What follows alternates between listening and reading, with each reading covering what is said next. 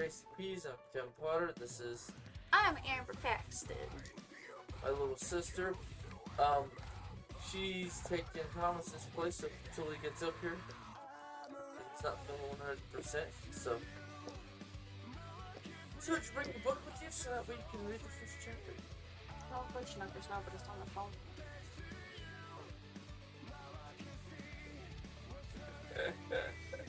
The perks of having your husband be an author and having his Kindle account. Alright. So what we're doing for the first like half an hour is she'll read chapter 1. And if he's feeling well, he'll get up here and either he'll finish chapter 1 or he'll read chapter 2. And then next week, y'all get some more snippets, little teasers of his book, which will hopefully entice you to buy it. Yeah, but no, I want to set up my laptop when I save up. Sorry, just talking to myself, people. If you want to say something, just come in and type it. But what I want to do is basically do this. Like, copy what you guys got. Like, we'll pick the same pictures, and you'll have your setup here, but mine will be over here. Yeah. With your green screen that we got back here. So that way you guys won't just see this, the blank raw. Y'all actually see it because I have a laptop sitting over here on the counter, which is like, what, a foot away from the other camera? The camera that we're seeing right here on the screen. And we're just going to set it up as basically doing the same thing in two different spots.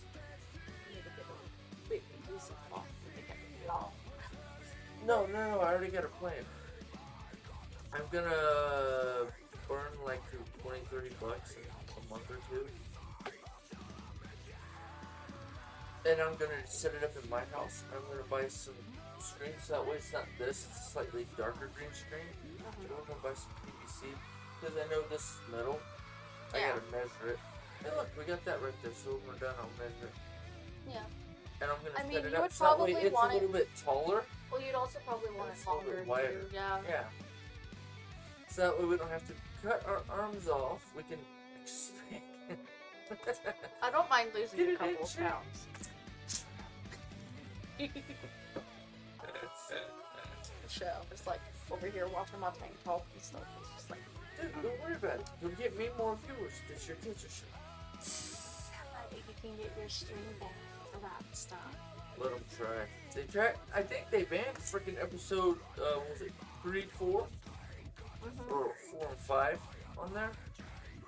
Or 1 and 2 on there? No, 1 and 2 is missing off of there. 1, 2, and 5 are missing off of there. I got all the other episodes. Okay, so they started grouping series together. Oh, that's neat, though. No. Oh, leave it. Start over at the beginning.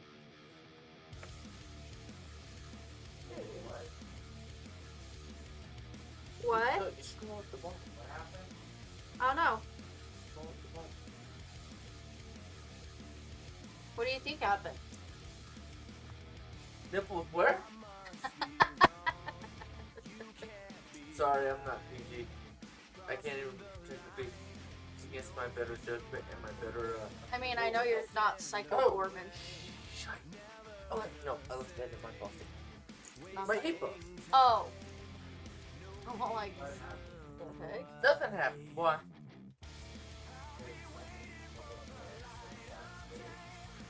Oh, yeah, a couple of them have been taken off of my Twitch. They didn't stay uploaded because they probably were too expensive. They said uploaded for like 2 or 3 weeks. And when I went to check to see which ones were on my Twitch Oh, no, earlier today, they just no. I actually checked all my channels. No, They're they- just gone. Yeah, no, they won't come go off. up. They come off after a while. They don't stay on there. Well, I didn't know that. Yeah, no, I know that because I don't have my streams from like 2 years ago from Sims. So, Well, good thing I have it all recorded. Because that keeps me. Alright, here she goes. She's gonna read chapter 1.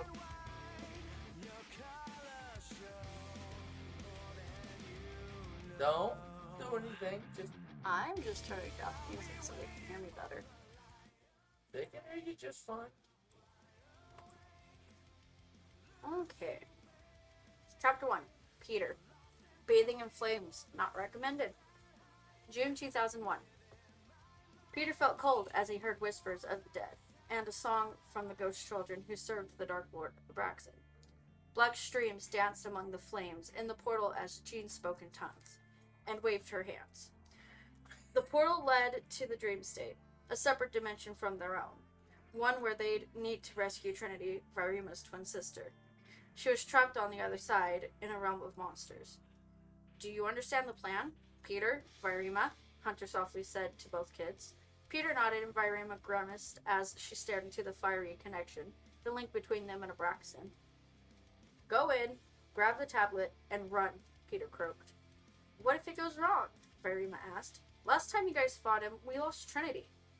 Things tend to go awry. That's what we deal with. It's what you guys are trained for at school. Why, Lionel is hard as he is. We'll get through it together, my girl. Hunter hugged Vairima. Vairima held onto her dad tight, her mouth a thin line, forcing a brave face. Her eyes were filled with terror. It's almost time, guys. Jean was waving her hand still, her voice even. She stared at the abyss of flames with steely resolve and grave respect. Vairima grabbed Peter's hand, and they both shared a glance. Vairima bit her lip. For Trinity, Peter rasped. Yes, for the Brotherhood, for Trinity. We're gonna beat him, Lionel growled. His trench cloak billowed. Sorry I'm late. Your father kept me busy longer than I expected. Courtship isn't fun for a hand of the king. He nodded at Peter. You good, kid? Yeah, I think. Just get in, grab a stone, get out, right? Like we practiced? Peter asked his godfather. Exactly as we practiced. If something goes wrong, we have your back, kid. A Shadow Fang is needed for this mission, but that's why you're here. The demon tablet resists those in its creator's midst, but listens to you. Lionel fingered his musket rifle. Where's Ares? Peter asked. The family puppy tended to help Peter in times of need, and he needed his bravery. Ares is with your dad right now. We got this. Lionel put a reassuring hand on Peter's shoulder. Lionel's eyes glinted gold, his angel's grace shining through his eyes. It's ready. Hunter grunted at Lionel, and both men nodded at each other. Jean brushed Vairima's hair and whispered in her ear, Be strong, my child. Be strong, my girl. The dark and the light meet to bring peace and balance. Be the light. Vairima grabbed onto her mom, and Jean made a calming sound, shushing her. A moment passed while Hunter and Lionel glanced at Peter, who took a deep breath, and could almost hear Braxton's laughter, taunting him. All right, kids, let's rescue your sister, Jean called to them. First, the adults passed through the barrier. Here goes nothing, Peter said. Be strong and be brave, Vairima whispered. Both teenagers followed the adults into the fiery portal of doom. Black fire shot in bursts, flares, and surrounded the Brotherhood. Abraxan's eyes gleamed an iridescent crimson glow in the shadows.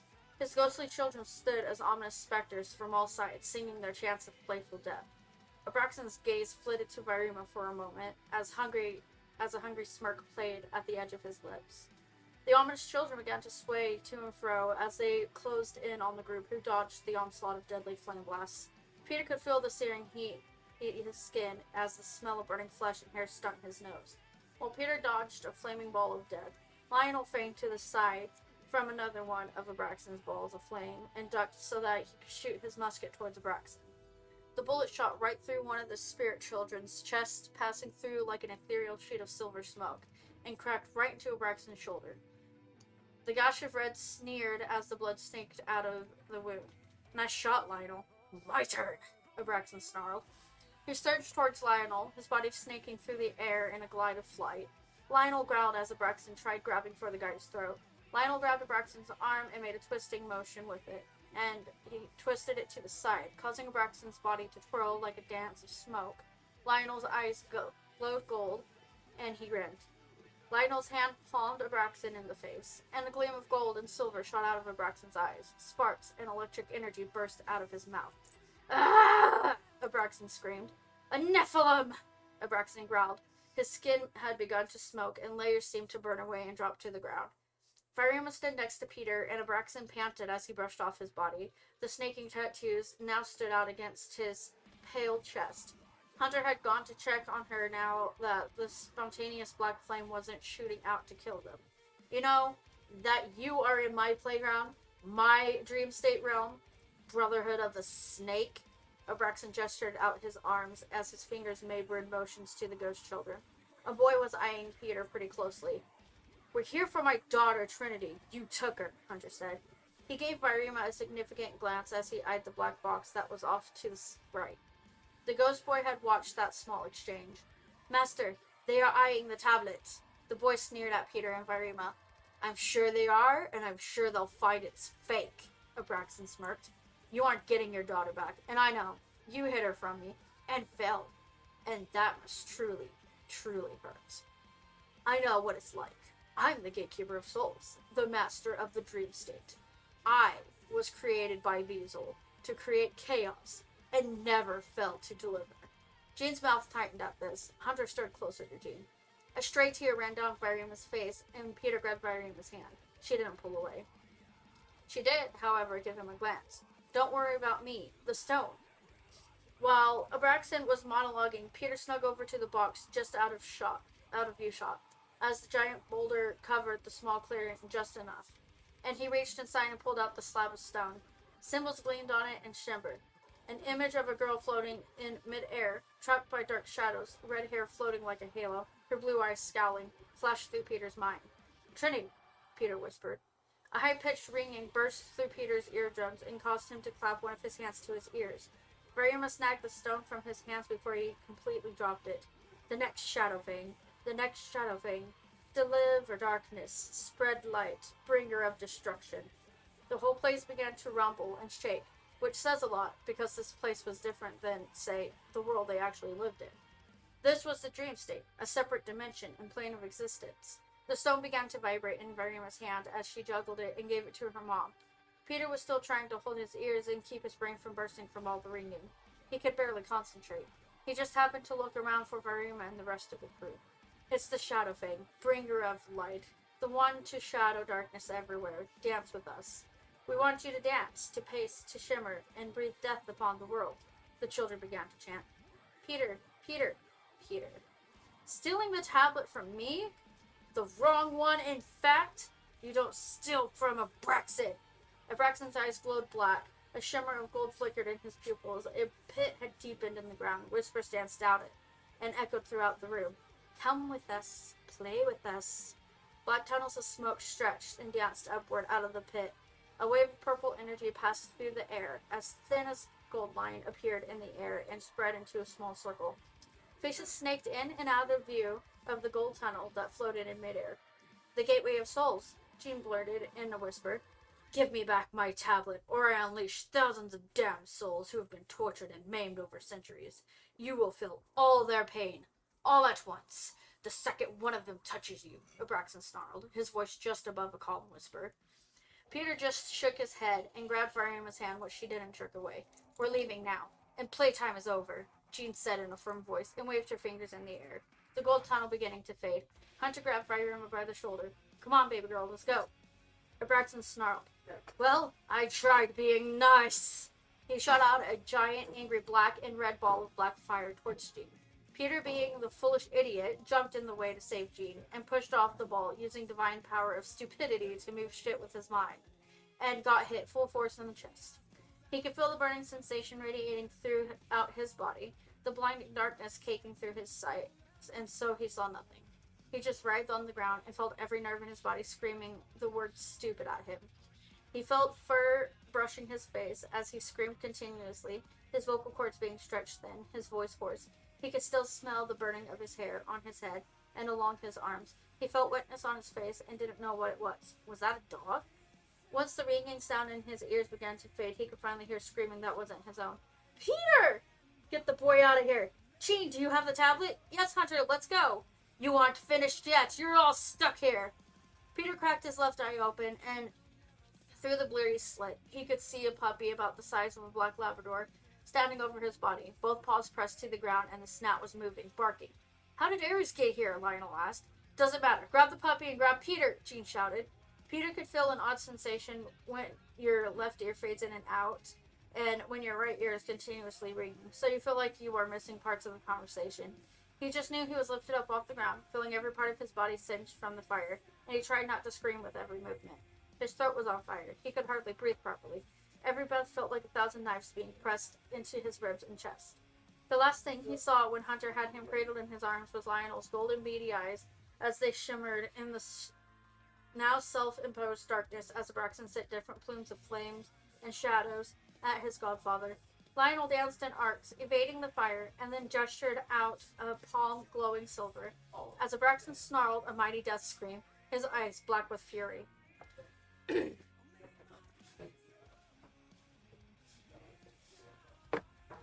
We need to use the serum on him. There's not much time. Crusher's gruff voice filtered through the haze, twirling between Peter's ears, his hearing going in and out like static radio. It could kill him. I don't have a good feeling about this. Peter's dad's voice was quieter. Pain. It could, or it won't. It's the difference between a dead son or nephew and a live one, Crush replied. His voice sounded distant, firm. His uncle, his dad, standing at the foot of his bed, both bald men with their arms crossed, faded in and out of his vision. His mom hovered, leaning over him, brushing his hair. Peter felt cold metal attached to his face, and the tickling sensation of breathing tubes brushed his chest, searing heat flaring when it brushed him. He coughed, the tense, constricting pressure against his throat.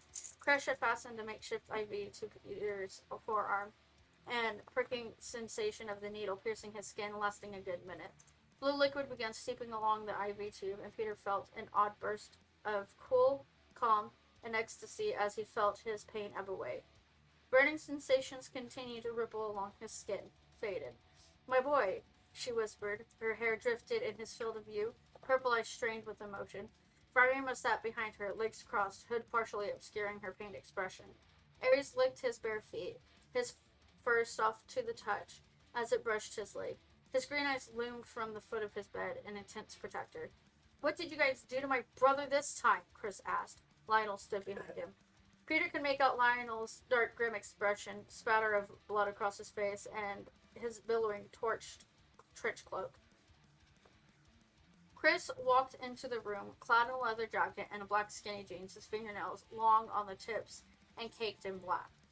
We were on a mission, kid, and things happened. It's not an easy life, Lionel growled in response.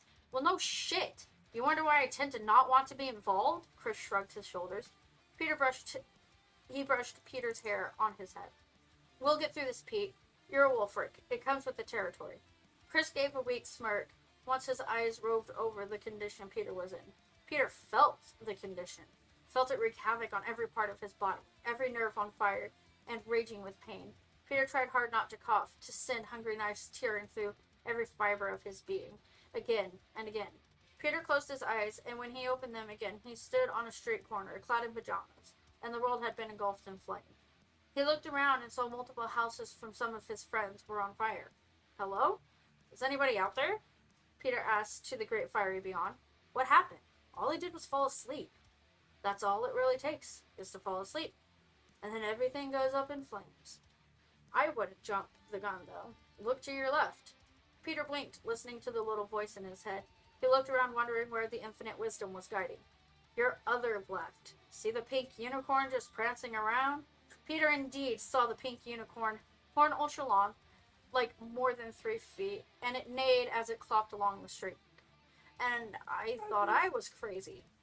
This takes the cake. I guess this is what happens when you get burned alive, literally.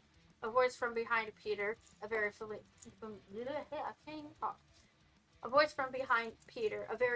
voice. How do you know? Peter turned around and saw Orion walking towards him. The left floppy dog ear on his head was perking to the constant noise, the flicking flame, crunching sounds as it consumed all that it touched. Peter felt the heat of the flame, only this seemed different to what he just dealt with. News passes fast when the prince of Atreides is turned into charcoal. Passes even faster when you survive it, Orion winked at Peter. Let's walk. Both Orion and Peter wandered down the road they were on, and it winded around, and soon they saw the joint, which oddly seemed untouched by the flame. Do you even know what happened? I just woke up and everything is burning, Peter said. I was hoping you would fill me in. It's your dream, not mine. So technically you're still asleep, Orion remarked. My dream? Peter asked. Dreamwalker, buddy, Orion gestured to himself, the edge of his mouth upturned into a smirk. I walk frequently through different dreams. One time, well, not important, I guess. Varima has violent dreams. Orion cleared his throat. I'm clearing my throat.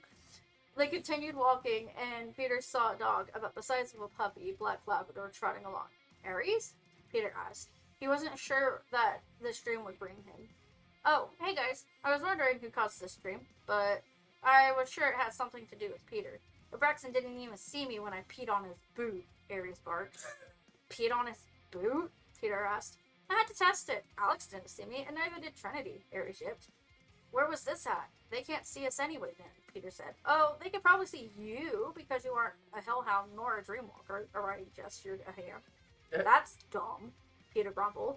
Well, that's how it works. But remember, this is your dream. You can also steer it. Orion put a hand on Peter's shoulder. Peter shrugged and blinked again. They didn't have to go far. The post office located across from the joint had figures clad in black walking outside. I want everything connected to the Wolfricks destroyed. The time of the vampires is over. We will bring a new era to Atreides and Varakia. Alex's biting tone ripped through the air. Variuma's twin sister Trinity stood with her, her flame of hair, strands billowing in the wind, and the cracking flame glinted and reflected off her fair skin. Her blue eyes were a storm in her face. Peter felt drawn to her, and he couldn't completely understand it. There's the sister. Where's the other one? Where's your sister? I assumed she would join us, especially since the Brotherhood is no more. Alex smirked, her violet eyes glinting hungrily. My family's still alive. I'm still a Skaya, and you will need to understand this. I would have thought Abraxan showed you different. Trinity spoke coldly to Alex. Do not misunderstand. The group is gone, but I won't kill all of your family, dear. The unholy Trinity takes care of their own. Alex's voice snaked in the air. That indeed we do. Abraxan's voice was unmistakable. Cold, while endearing at the same time, he caressed Trinity's cheek with his fingers, and Peter felt bristling in his gut.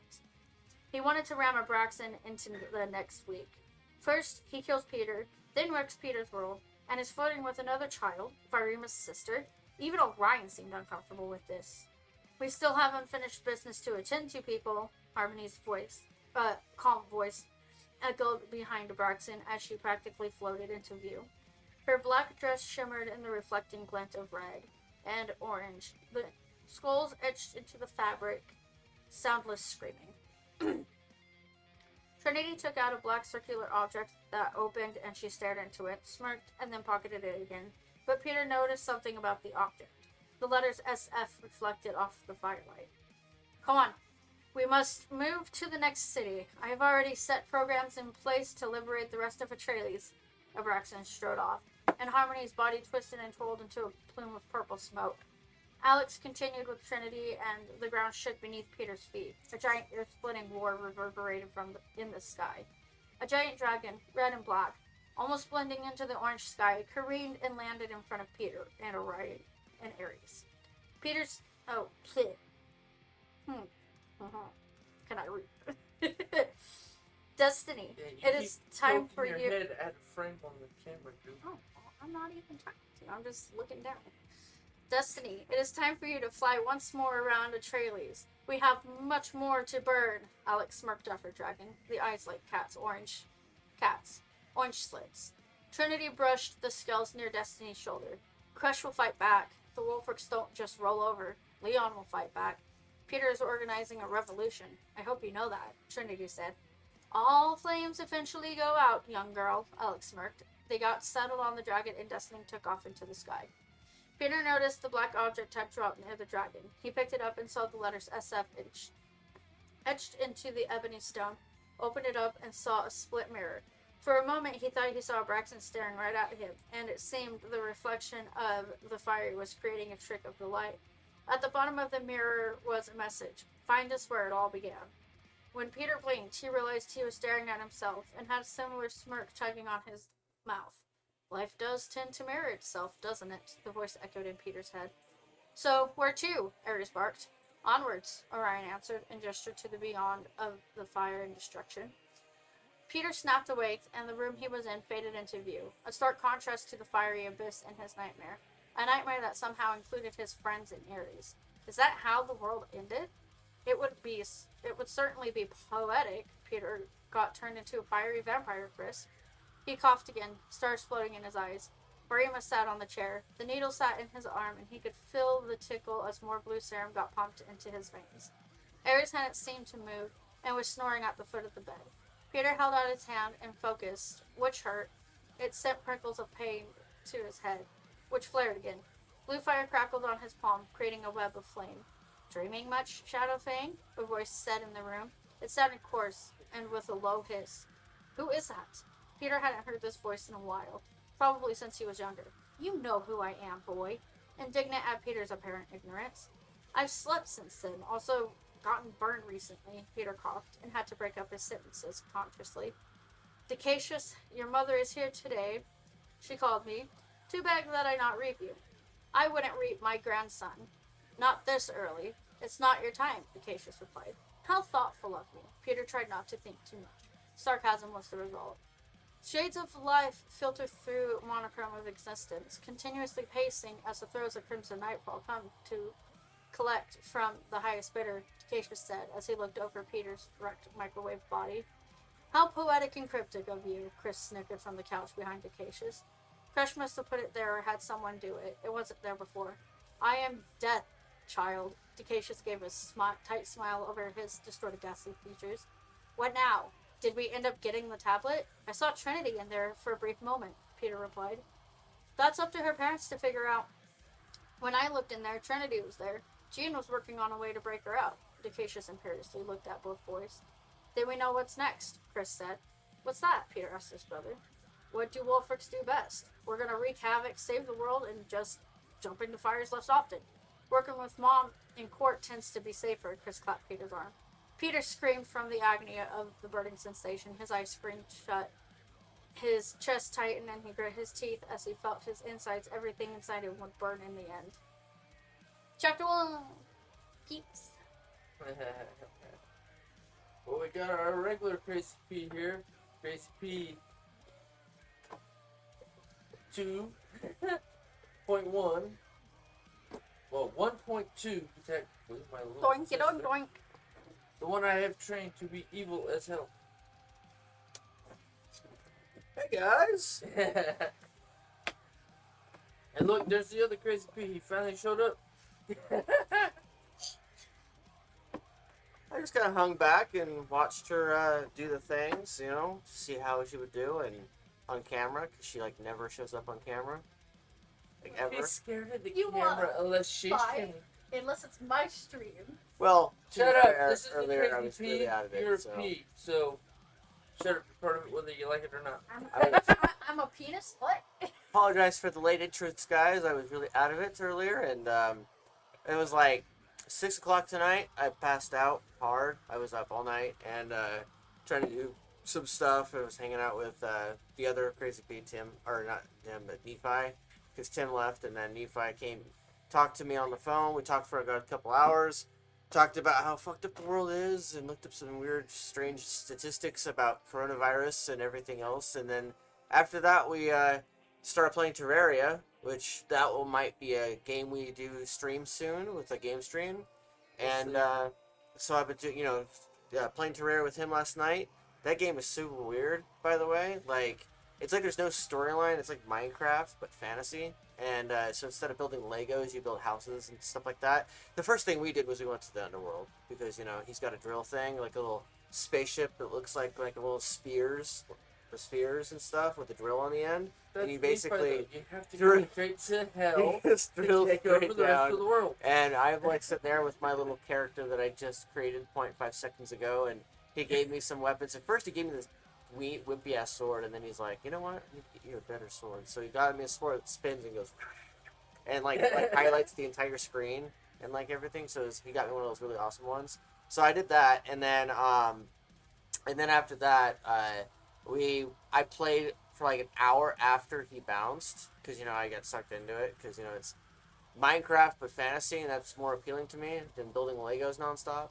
And so I was like there trying to kill all zombies, and I ended up going on a streak just like murdering like 300 zombies, and then I learned how to turn up the spawn count for the monsters, and like was just messing around with it, playing around with it, because I was like, if we do the game stream, I want to be somewhat experienced, because when we did Phasmophobia, I like that was my first mission, was going against this, we were trying to find this ghost chick, and I was like, joking around, being like, the black guy did do that this time, because I was playing a black guy avatar, and we did that stuff on Phasmophobia. That stream hasn't been uploaded yet, but I will do that.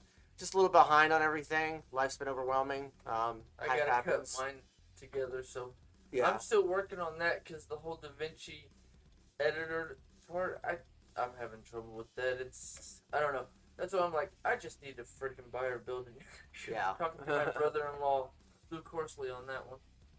Oh, the comment reviewer says, boobies! Weren't you just, like, your face just on here, and now you're just saying boobies? Anyways, I love boobies. Oh, she's the one talking about it? Yeah. I was going to read out the comment and be like, hey, viewer! And I realized it was her, who was just on camera. Algorithm. But I didn't bother to comment earlier. I was just, like, watching him, like, oh, there's my sexy wife reading out a book and stuff. And then she, like, read some parts weird. Like, she had literally heard me read the book earlier on a Discord server. I was, like, reading 3 chapters.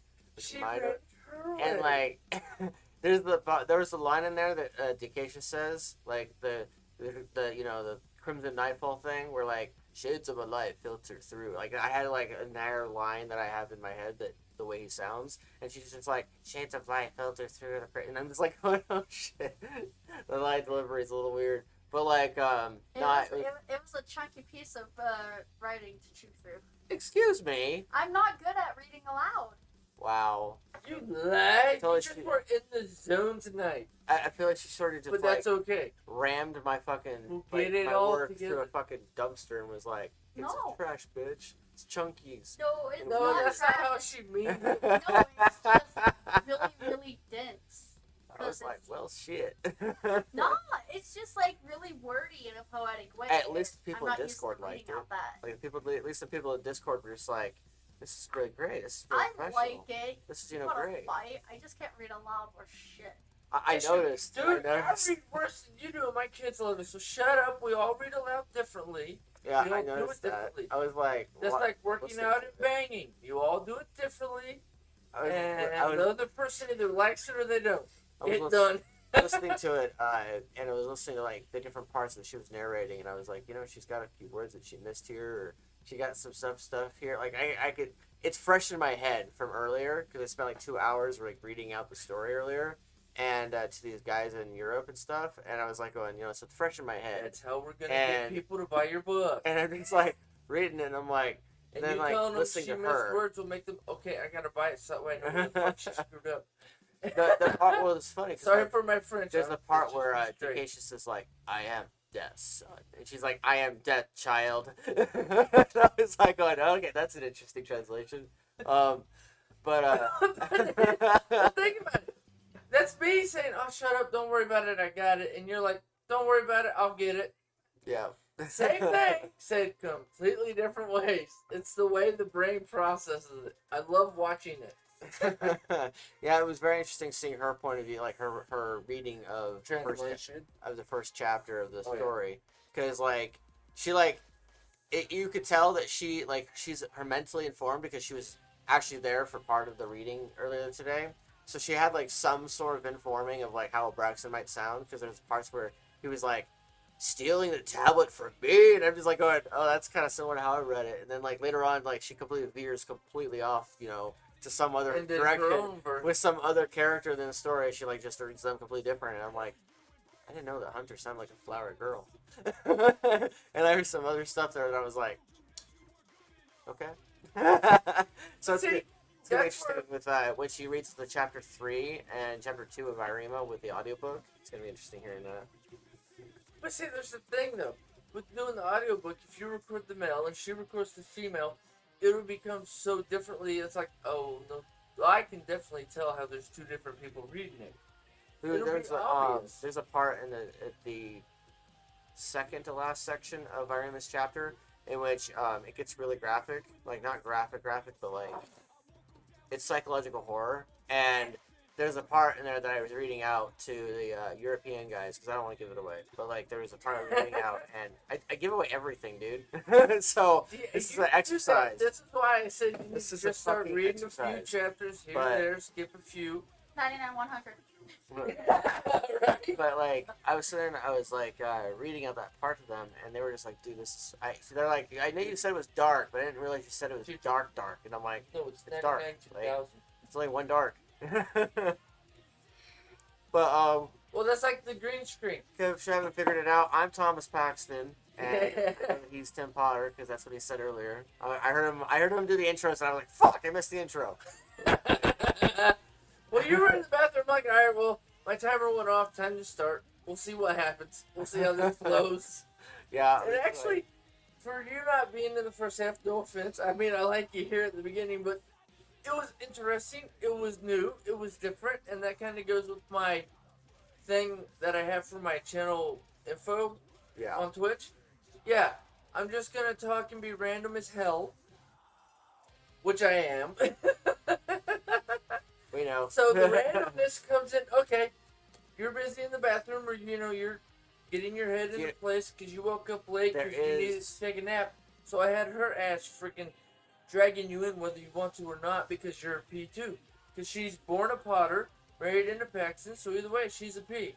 Either ulterior motive here Shut up. is I wanted her to do the thing on camera so that she could get used to the flow of narration, so that she could actually, stop being, a shy little bitch and read the book, on tape.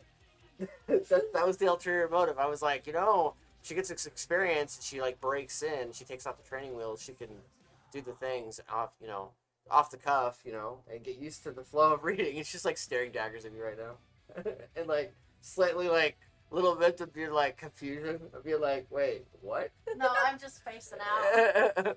Like 100% spacing out. No. It's the what is it? The thing on The 1,000-mile stare. no, the thing I showed you earlier on TikTok. What is my horse? What is my zodiac? Stare at the camera or stare into the background behind the camera like somebody's yelling at you, and I did this one. Oh yeah. And somebody's like, "You're a Leo or Scorpio." No. My smile. Scorpio. Well, you're a Scorpio, but I mean, you learned from me, and I know a lot of Scorpios. They do the whole stare of death. No, I don't give you the stare of death. I give you the death stare.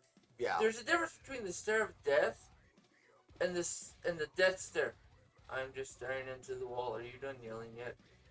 They look the same unless you know what you're looking for. Yeah. See, and I'm the weird fucking. My Virgo does come out, but at times and stuff like that. But overall, it doesn't dominate my life. I know that a lot of people tend to. I actually learned recently. Speaking of horoscopes, it's a weird ass topic, but like I was on Facebook one day, and and like there was some people like like they pass memes around like crazy, like Oh yeah, that's but all like everybody does. this was the side of the internet where they pass around horoscopes and they talk trash on it. They talk trash, or they say, very nihilistically speaking, relatable and stuff like that. I was sort of talking to quite a few people and found out that people don't like Virgos very much. I was like, really? Then why do people like Nephi? Why do people like me that much? It was interesting. They don't like angry Virgos. They don't like Virgos or Earth. Well, this is just in general that I've learned my almost 40 years. Almost. I haven't hit 50 yet. I'm not quite old yet. But anywho, it's the thing with the Earths. The way we're all happy, yeah, fun. Pissed us off, you motherfucker. Because they don't like the Virgo, Taurus, Capricorn anger. Yeah. Because it's the horns thing. Because with the Capricorn and the Taurus, you get the horns. But with the Virgo, what is the symbol for Virgo, Juju? What is the creature? Oh, Or is it just a person? Mascot? It's just the virgin. Yeah, see, there's a thing, though. It doesn't That's a show the lie. horns like the other two. But with the it's other two literally Earths, just a- it shows the horns. It's literally just Virgo's the same thing. It's the virgin innocence. I will kill you. Which is, I don't like Virgos. No, you don't like angry Virgo. Let's be clarified here, stupids. Nice You little, don't like angry anything. nice little backgrounds we got here. Like this one's, is that like a combination of two images together? Yeah, we just set them next to each other. I was like, that looks so one not for like me, because I'm the DBZ, and she wanted to do Waluigi. yeah. So I'm like, okay, we'll look up Waluigi DBZ. We found Ultra Instinct Waluigi. I'm like, that's perfect for me because it's DBZ and I love Waluigi, you know, and what's Wario and all that sort of shit. You know, the Yeah. alternatives to them. Yeah. And Amber found. We were just scrolling through the picture. She saw that one. I recognize it, but I don't remember from where. You'll probably tell me. Should I spoil it? Yeah. Go ahead. Well, I know you're gonna tell me anyways, but she picked that for you, and I'm like, no, that's perfect for you guys. Yeah, it's the Disturbed Evolution Yeah. thing. I wanted can't that remember to be what the... CD it was, but I knew it was Well, Disturbed. this version shows as red. The original Mhm. version that they picked for the cover, because for some reason they Wasn't went it with orange? this weird Blue. green. It's like a turquoise. It's like green, but like with blue hints, like blue tints and Pull it stuff. up on your so phone real quick, the original. Let me see it. yeah, you do it. Juju. Ugh. Mine is on the Twitch stream. Just in case I can read comments, because I realized that I opened up the Twitch stream. I looked up there for my old habit, and then I was like, "Fucker, I put the Twitch stream on my phone so I can put comments and not have to be like." So, No, that's why I laughed, because it's like, okay, somebody wrote something. And then you went to look, and I'm like, but I saw your head do that too. You look down like the normal Tim glance. You're just like in your eyebrow raised. You're just all like, what is he doing? uh-huh. This album cover is Well, it's not even the album cover. Let me it's see. the promo cover. not okay.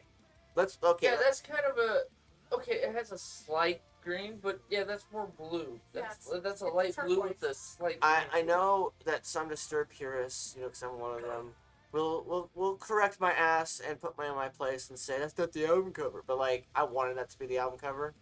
Right? I wanted A lot of us did. the red one that looks awesome and looks very classic old Disturbed, but the one that they picked for the actual cut, because that's photoshopped, but the original one was green, like green with blue, like as she was saying, and but I like that one better, like I do, Oh, yeah. it looks more like the original 10,000 Fists era, but Right. mixed with like what I Indestructible. was thinking. So I dig this cover thing. The alteration that's Yeah, that the you found on saturated the alteration that she found. I like that one better, but that's Oh, yeah. just me. No, it was funny is I really didn't like how their marketing was for the evolution. It was weird. No. Like I was because I watched them do the things, and I Well, watched I them came put out in the on, album what artwork was it? and What was their fucking one that came out in 90? 90. No, I'm trying to first think. It album was came out. 99. Their first album came out in 2000, bro. It was 99 when they were doing the promos for it. Well, yeah, that makes sense. The Because Sickness. I was in Job Corps. I the went. first album, The Sickness. Yeah. Yeah. That one was the one that. Their first one was the one I jumped in on. I'm like, oh, fuck yeah. It's Okay, got, I like the, this music. like the dark industrial feel to it. Oh, and yeah. then like the second one took like a rhythmic, almost like 90s rhythmic, but like with a dark doomy feel type difference. Yeah, but I mean, I still like their music. Because 1,000 Fists, when I first heard that, I'm like, okay, they didn't move. Huh? 1,000 Fists. It's like 10,000. It's like we're 9,000 off. Fuck. The Fist. Okay, no one will. Yeah, BDSM. The Fist. What the fuck happened to the 9,000? They got shot. They died. Wait, they died? No, God they damn haven't it. bought their ticket for this show yet. We're going to BDSM and some other things here too. So, It's okay. It's just a lot of confusion. Alright. Dude, I'm random as shit, but I mean, when I saw that one, that video, the first one that came out on that, I'm like, okay, I still like their music. I can still be down, and that was around the time me and you were meeting, I think, wasn't it? Yeah. Yeah, I think so. Yeah, because that's when Amber joined the band. No, 10,000 Fists was actually like a lot before then. No, Asylum was the most recent one. Asylum was the one that came out in 2010, and that was like that summer was before I met her, because I met her in like October, November. Because we like it's funny is we met Oh, each yeah, other, that's right. and then like not even 2 weeks later, we're like dating each other. And she's trying to bang my ass, and then finally like 6 months later, I was like, yeah, let's bang. And so we started. Yeah, that happened. A level up of relationship kicked in. But yeah, it was like 2 weeks before we started actually dating. We like we yeah, it's funny because we met each other, and then like 2 weeks later we were, Oh, I started knew dating. when y'all met each other the first time when she came for her audition. I'm like, nah, she's just no, it's all. I already saw this as the outcome, dude. You're just like, just I- pass, no chance. No, I knew instantly because the way your energy and the way her energy about talking about you as being the drummer, or was it bass? Drummer. You were drummer in the band. What was that's she right. doing? Like look at her lips half the time, being like, drummer, or like what was going on there? Like I don't even know. That was just for you, you idiot. But anywho, me being the older brother, seeing her energy and the flow and seeing the way y'all interacted, I'm like, okay, that's her husband. And you're like, I don't want to get married. My parents had a shitty relationship, dude. Every relationship's shitty sometimes. Fuck it. Roll with it, homie. Yeah, I have a feeling it was like a lot more caustic, a lot less mild than that. Because let me put it this way, like, about 6 years in is when I finally got married. Took me 6 years. Normally it takes anyone like 6 months, because, they get into the whole... live in Utah, yeah. They get California. They get into the whole, like, honeymoon phase of, like, I like your dick, or I like your vagina, and they, like, get, like, really into it, and then, Or it's just the whole, I want you, you're mine. yeah, like, whatever it is that they fucking do, and then, like, they get married, like, a year later, or everyone pressures them into getting married. Either way, it happens, and then, like, 2 years later, they divorce. Like, that was how it was in California. And, That's just how it is in general. I'd say California, because that's where I grew up. That's where I know that, like, divorce rates were, like, 60%, and, like, successive marriage rates were, like, 30%. And, like, the statistics were all over the fucking chart, because everyone, like, it was super caustic, because when you're a 15-year-old kid or a 14-year-old kid, and your parents are they're either together or they're not, and it's, like, that's how it is for, like, years, is, like, oh, we're together this year, oh, we're not together this year, and it's, like, back and forth, on and off. This year. Yeah, like, they were legally separated, essentially, by the time I was 15, and they, like, there was, people were like, oh, do you think Sandra and Leo are going to get back together? And they're like, I don't know. And everyone was, like, talking about it, and here I am, a 15-year-old child, being like, what's it like to have parents that actually like each other and actually are, together? And I'd watch parents, or I'd watch friends have there's a difference between like each other Yeah. and parents that are just together. Because I've seen enough relationships. their parents. Them too. I wasn't gonna straight out say that, but I homie. But I've seen enough relationships where they like each other, they love each other, they get along, and they just stay together. And the difference between different views, different levels, depending on where they are in the years of their marriage, I've seen it from every point of view. I hate you, well, fuck you too, and that sort of shit. Or, why are we lovey-dovey anymore? Well, you're just at that stage. Sometimes you hit that stage more than once. Sometimes you hit that stage repeatedly. It just depends on the flow of Thomas, everything. you gotta understand. Our parents are like that. No, they love each other, especially mom. If she didn't love him, she wouldn't be sticking with that crazy motherfucker. She didn't kill his ass years ago. Yeah. I don't know, I haven't seen, like, Beast Mode Brenda yet. Like, I've seen hints of it, but I haven't seen, like, That's Beast Mode Brenda. because you're never around when she gets to that point. She keeps that point hidden. She doesn't ever really get to that point around the kids. Like, around us. Ever. Dude, no, me. Because I'm the oldest of all y'all, because there's 10 years between me and you, the oldest of the second set, I've seen everything. Me and mom talk like we're fucking best friends. We don't talk like I'm her son. I talk to her and she talks to me like we're just fucking, okay, yeah, this is what's going on. Yeah, he's an ass. Yeah, I'm a bitch. Yeah, da, da, da, da, and then just straightforward. No I bullshit. can't picture her saying No bitch. background. We're assholes. No nothing. Not even in the same sentence. She says it differently. I put it as straight English. No, I use a bitch. Yeah, no, I've been bitchy. No, I've been confrontational. Look, no, he's been confrontational. No, he's just got to stick up his ass. I'm straightforward. Her mom edits her words. She's politically I correct. never fucking. politically correct as me back in the 80s. Fuck you, you're an asshole, I'm out.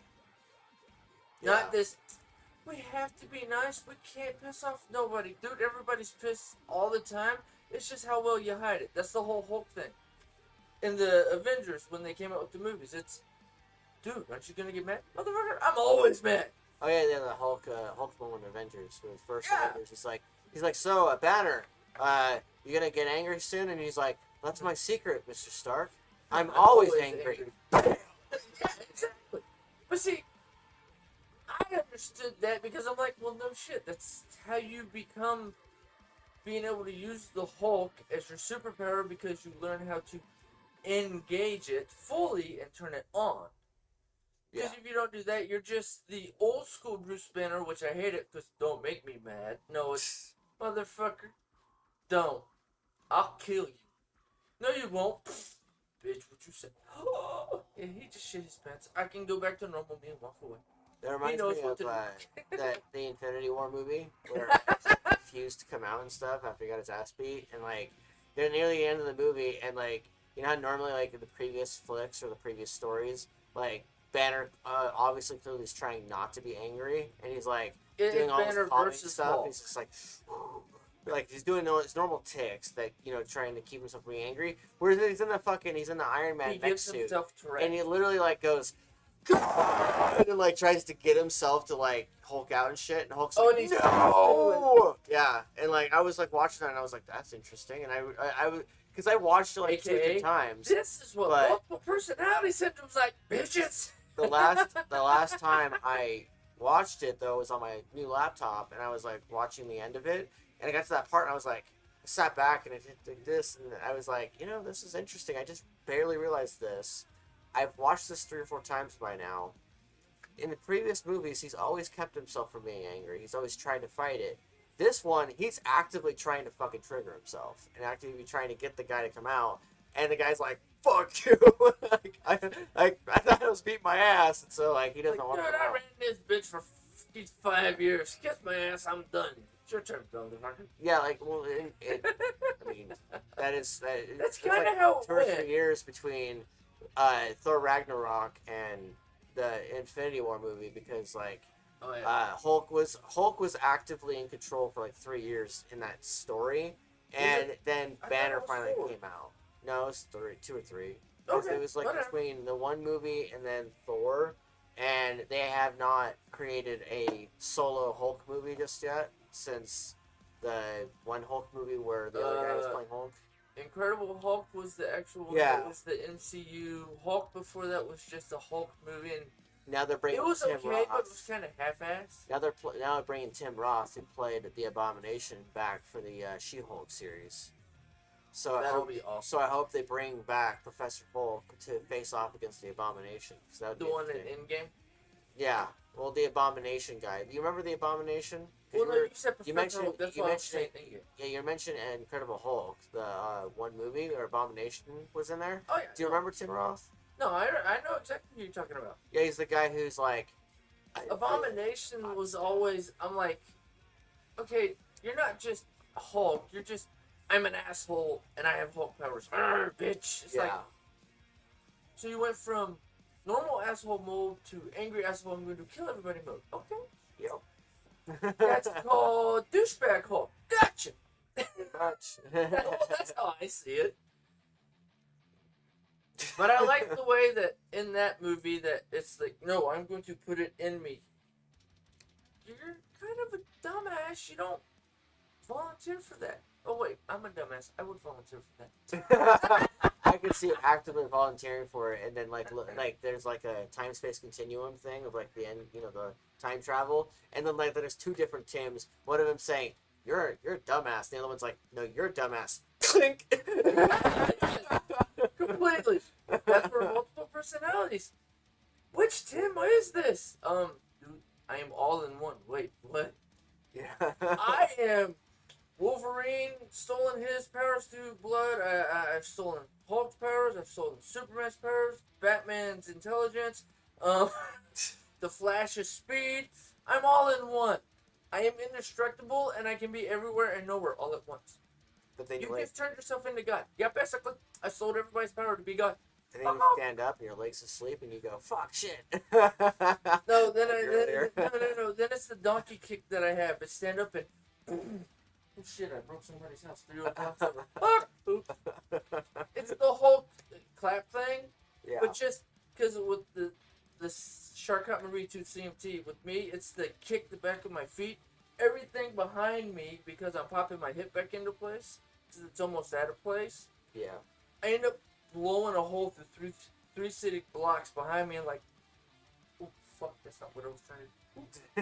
Can you imagine that being like on a show of some kind? Like the characters got like their little that type of CMT thing going on, and like he goes to kick something, and like the whole It's house the superpower. is like. Dude, I would laugh my ass off, like, you assholes, you stole my fucking superpower. That would be so like tension filled because like he's sitting there trying not to destroy things, and then like by the time the Well, episode that's like starts me. happening, I'm working out. I do this thing. I do the whole flex thing, and I'm like, if my superpower was super strength, like Hulk or like Superman power, just doing that to pop myself back into place. That's why I don't go to the chiropractor 90% of the time, because I figured out how to do it myself with my disability. So the whole when we've talked about on previous episodes, the COVID. Oh great! Now I actually got to watch what I do. Achoo! Oh, fuck. God damn it, now I can't. Oh, yeah, no, I have this super strength shit.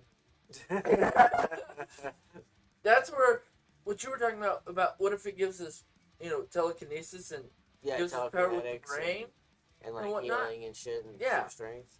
And how I was saying that's all part of the brain. My thing is, with my disability, with the way it messes with my genetics, it'll end up screwing me so bad, but at the same time helping me so much. I'll have superpowers, but at the same time I gotta be careful, because it'll be like at the end of, I think it was excuse me, Justice League Unlimited, Yeah. where Superman's finally like, okay, I'm just gonna let loose, Darkseid, you dumb fuck. I've been freaking holding back this whole time fighting you, for the simple fact being, I'm so badass I can destroy everything at once.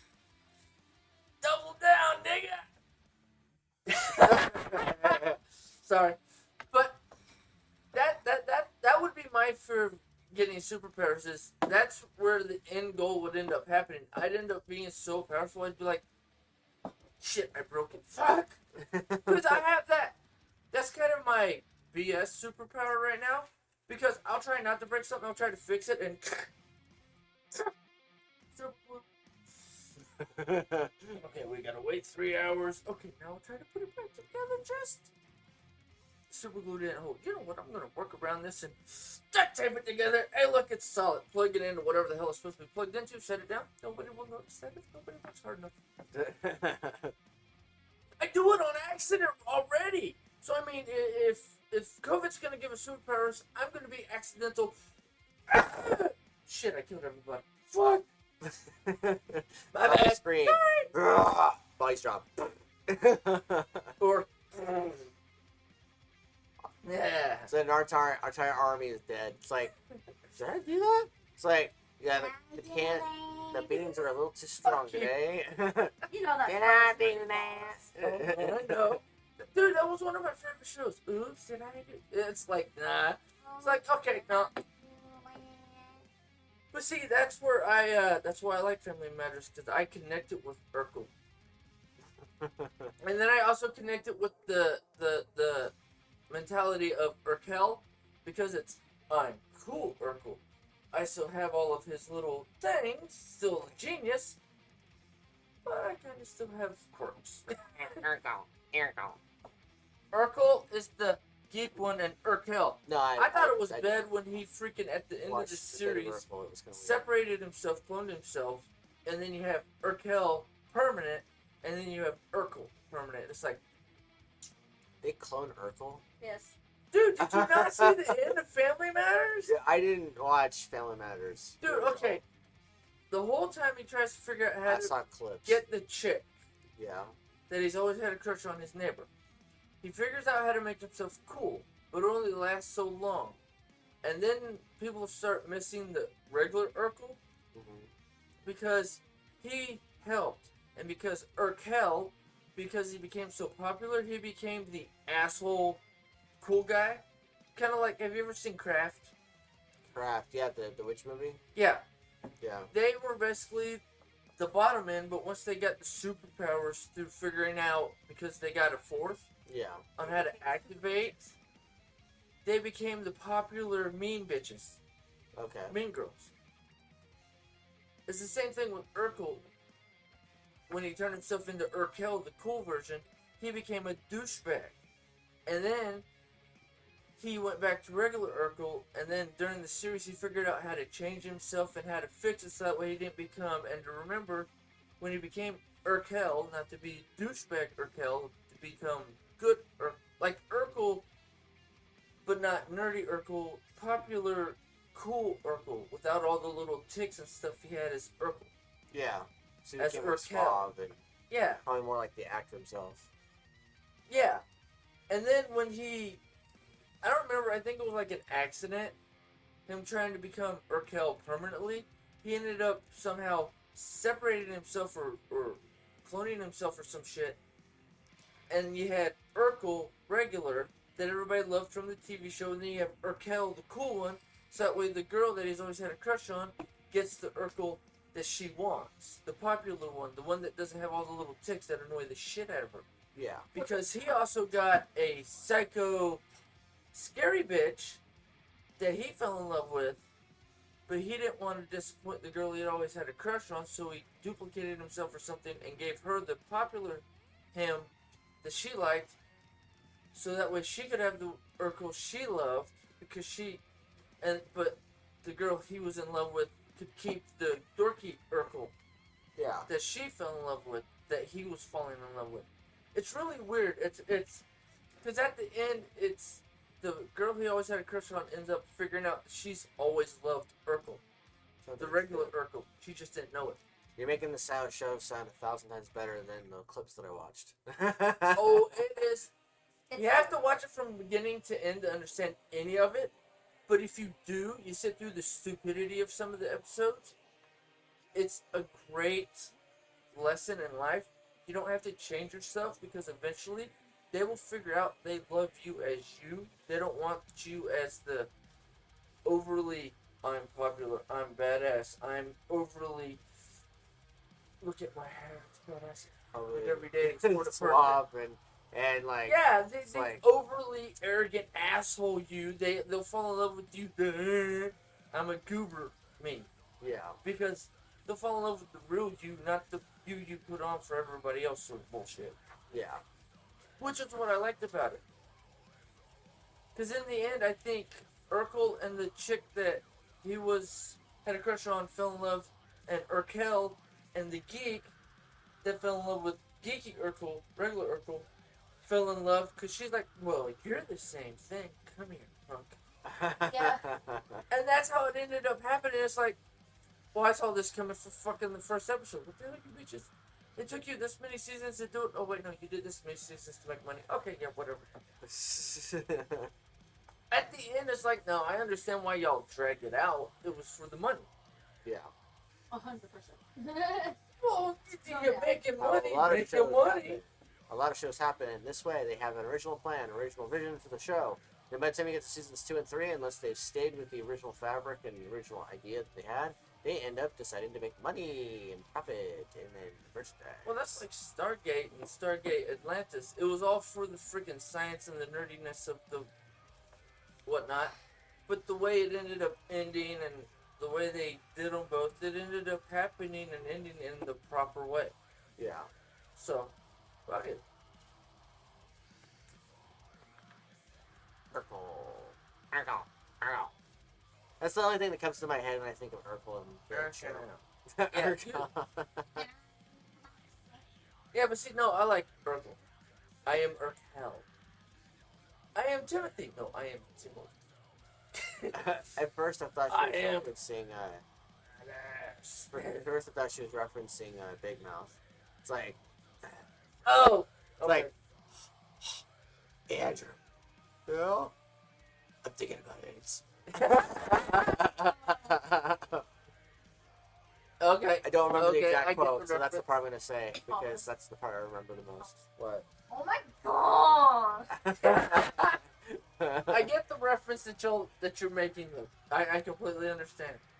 But see, all of this stuff that they do now on certain TV shows, I'm like, dude, you got that from this TV show. I've never watched that TV show. Then the producers of the show have because it originally goes back to this TV show this many years ago. Hang on, I'm gonna look up the quote actually because I don't. Hey, but no, that's what I like about Twitch now is because you can make it small. Yeah. I do that so many times watching Barnacles or watching. Let's see, what's one of the other guys? FB After Show. I watch a little bit of Linus Text Tips. What's the guy that's Auxiliary, Yeah. which is with Barnacles on Saturdays. I watch some of his stuff where he's playing games. I'm looking for the quote, and for some reason it's hard because they have so many quotes apparently that people love. All right, well you figure that out. I'm going to this for again. Apparently he wants to go to Pittsburgh again. I don't want to. I have to. Mother Nature says no. That's not Miss my book. I'm too damn old for that. Also told to shit myself, but nature says F you. That's part of your freaking thing. I blame Frosty for that bullshit.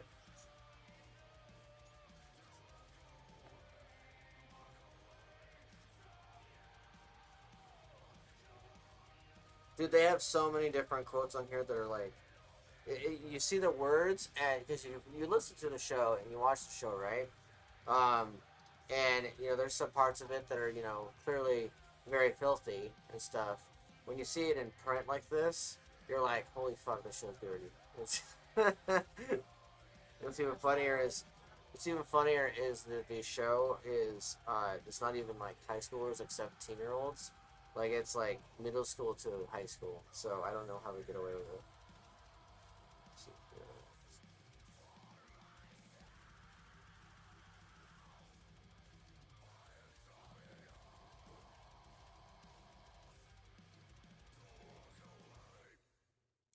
But yeah, here shortly I probably will read out a chapter since she read out a chapter.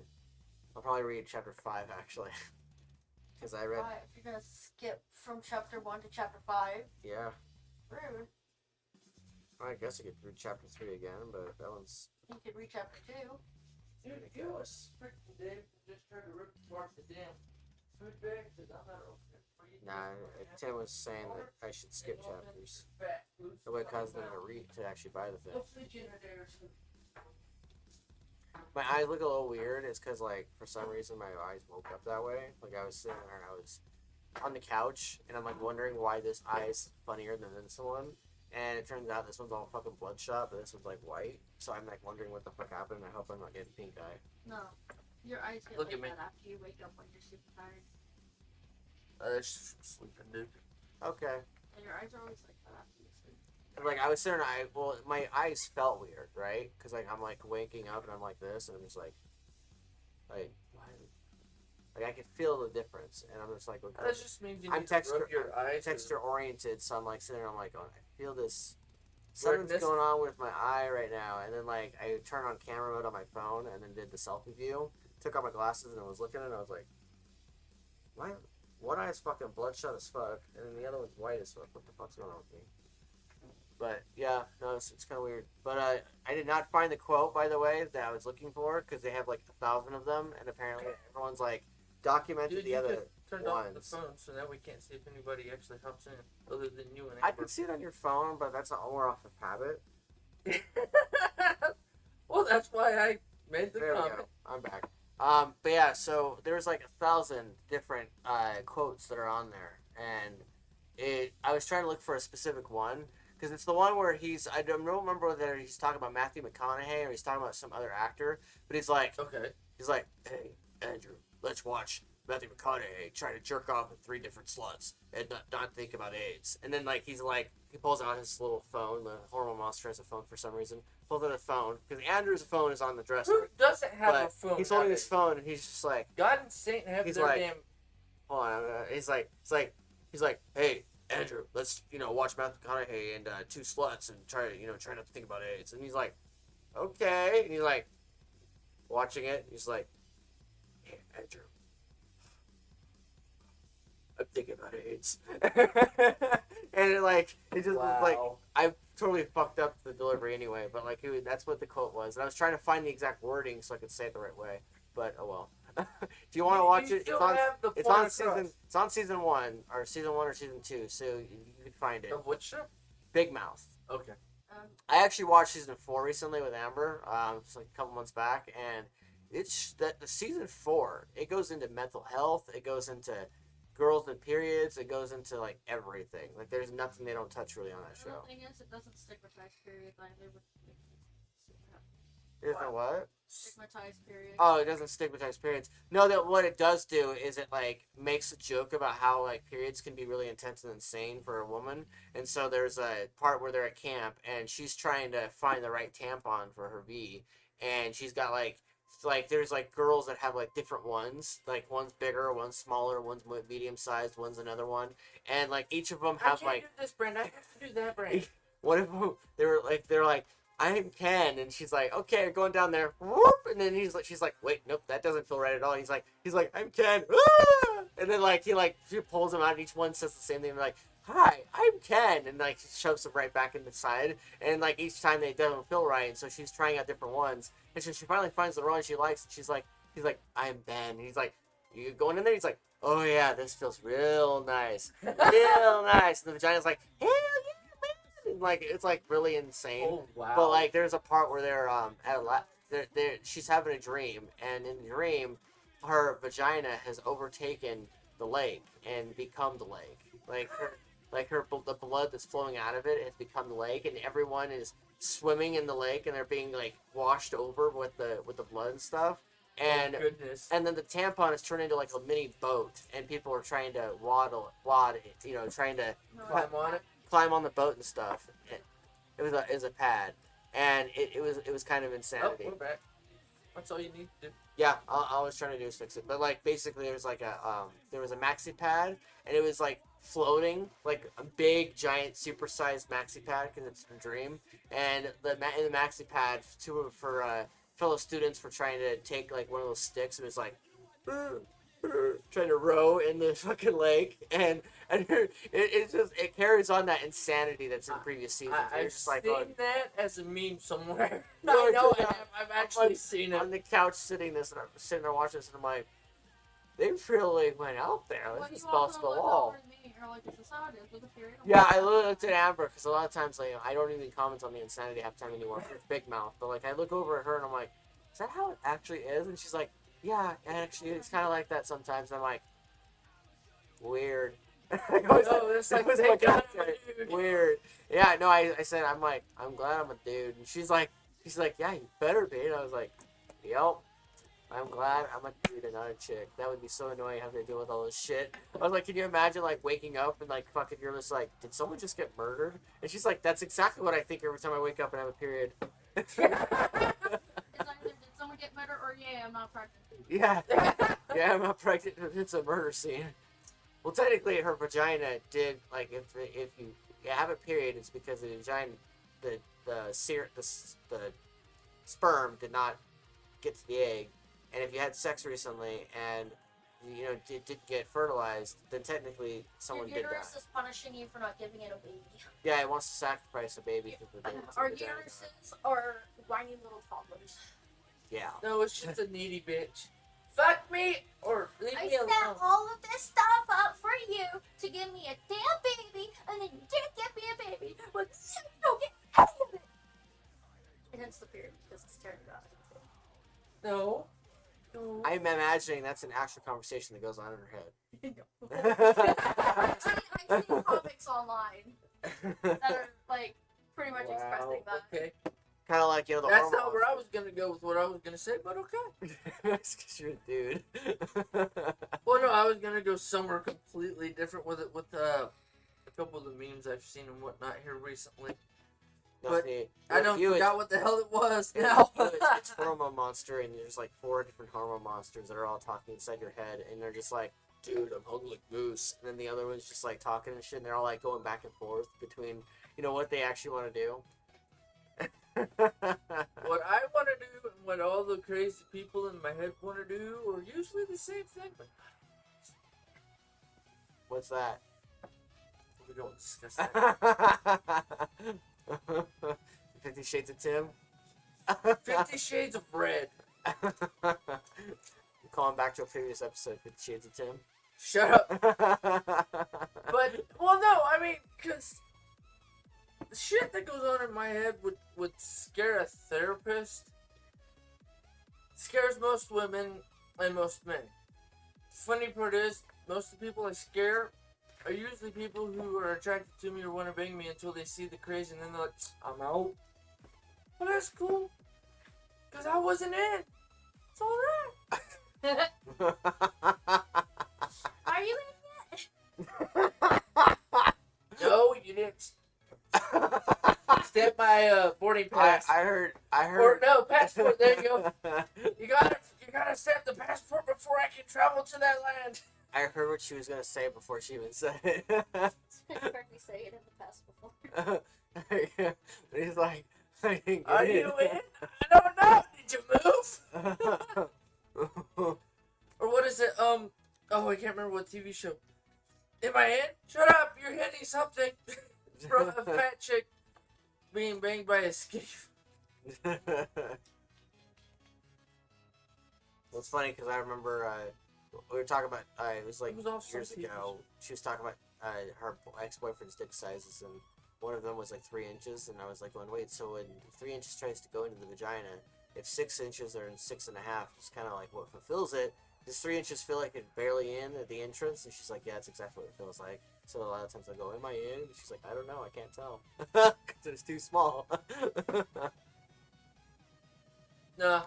Can you feel me? No. Then get back to work, bitch. You gotta get him to the right length so that way, if he's choking you, bend over, he's ready to go in. Yeah, well, with 3 inches, it's kind of hard to do that. It's like eating a snack chub. No, that just means you gotta bend her properly. Nope, that means you're not bent at the right angle. That's like eating those barbecue wings. Yeah, like I said. Dude, that's like an inch and a half. I was like literally trying to visualize like one of those small little mini hot dogs. They're like 3 inches, and like a chick trying to put it in her mouth and like barely getting it to like the entrance.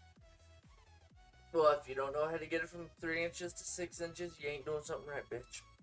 Oh, I'm sorry, that's straight and forward. Excuse my French, but that is straight. That was the part. It was 3 inches.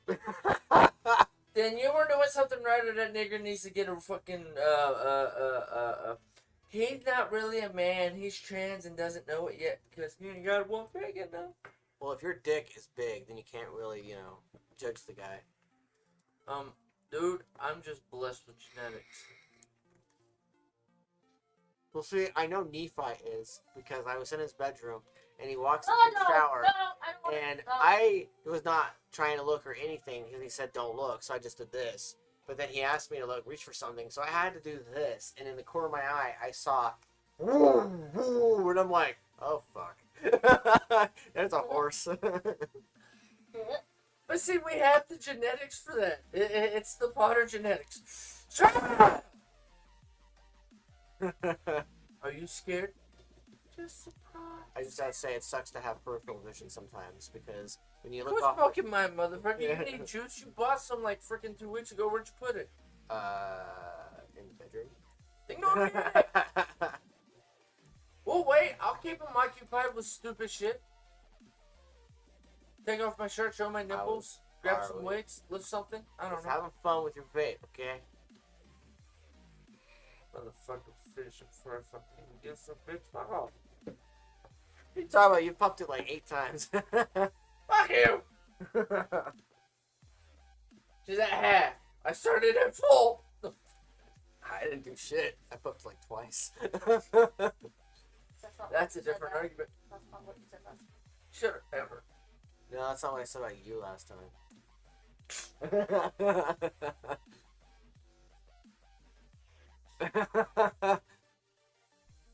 Well, see, I've gone down at her, but she doesn't ever do the same. She used to. You go down on me for that specific reason. Why? So you don't have to put out in that way? No, because I know that I won't be able to.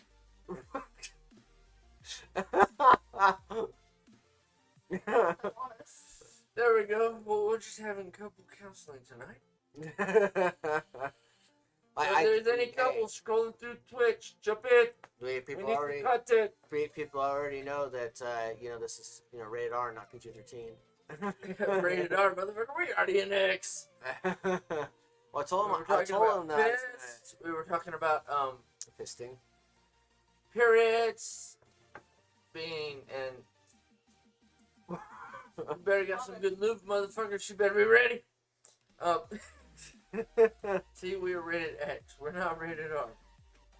R's just nipples and dick being shown. Hide your balls. We're not rated X. Balls. Fuck, you just did it already.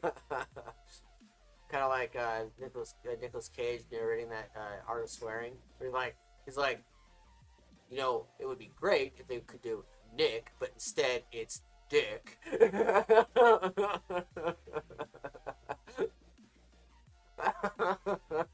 I recorded an ICP song. Am I just being a dick? No, I am Dick. Jack, because your name's Dick. Shut I up. recorded 4 seconds of him saying that sentence, like one of those sentences. Sent him to Nico, and because of the fact that my phone automatically replays the video over and over again, I let it play over and over again. And the whole time I was just dying. I was howling. I was like, ah!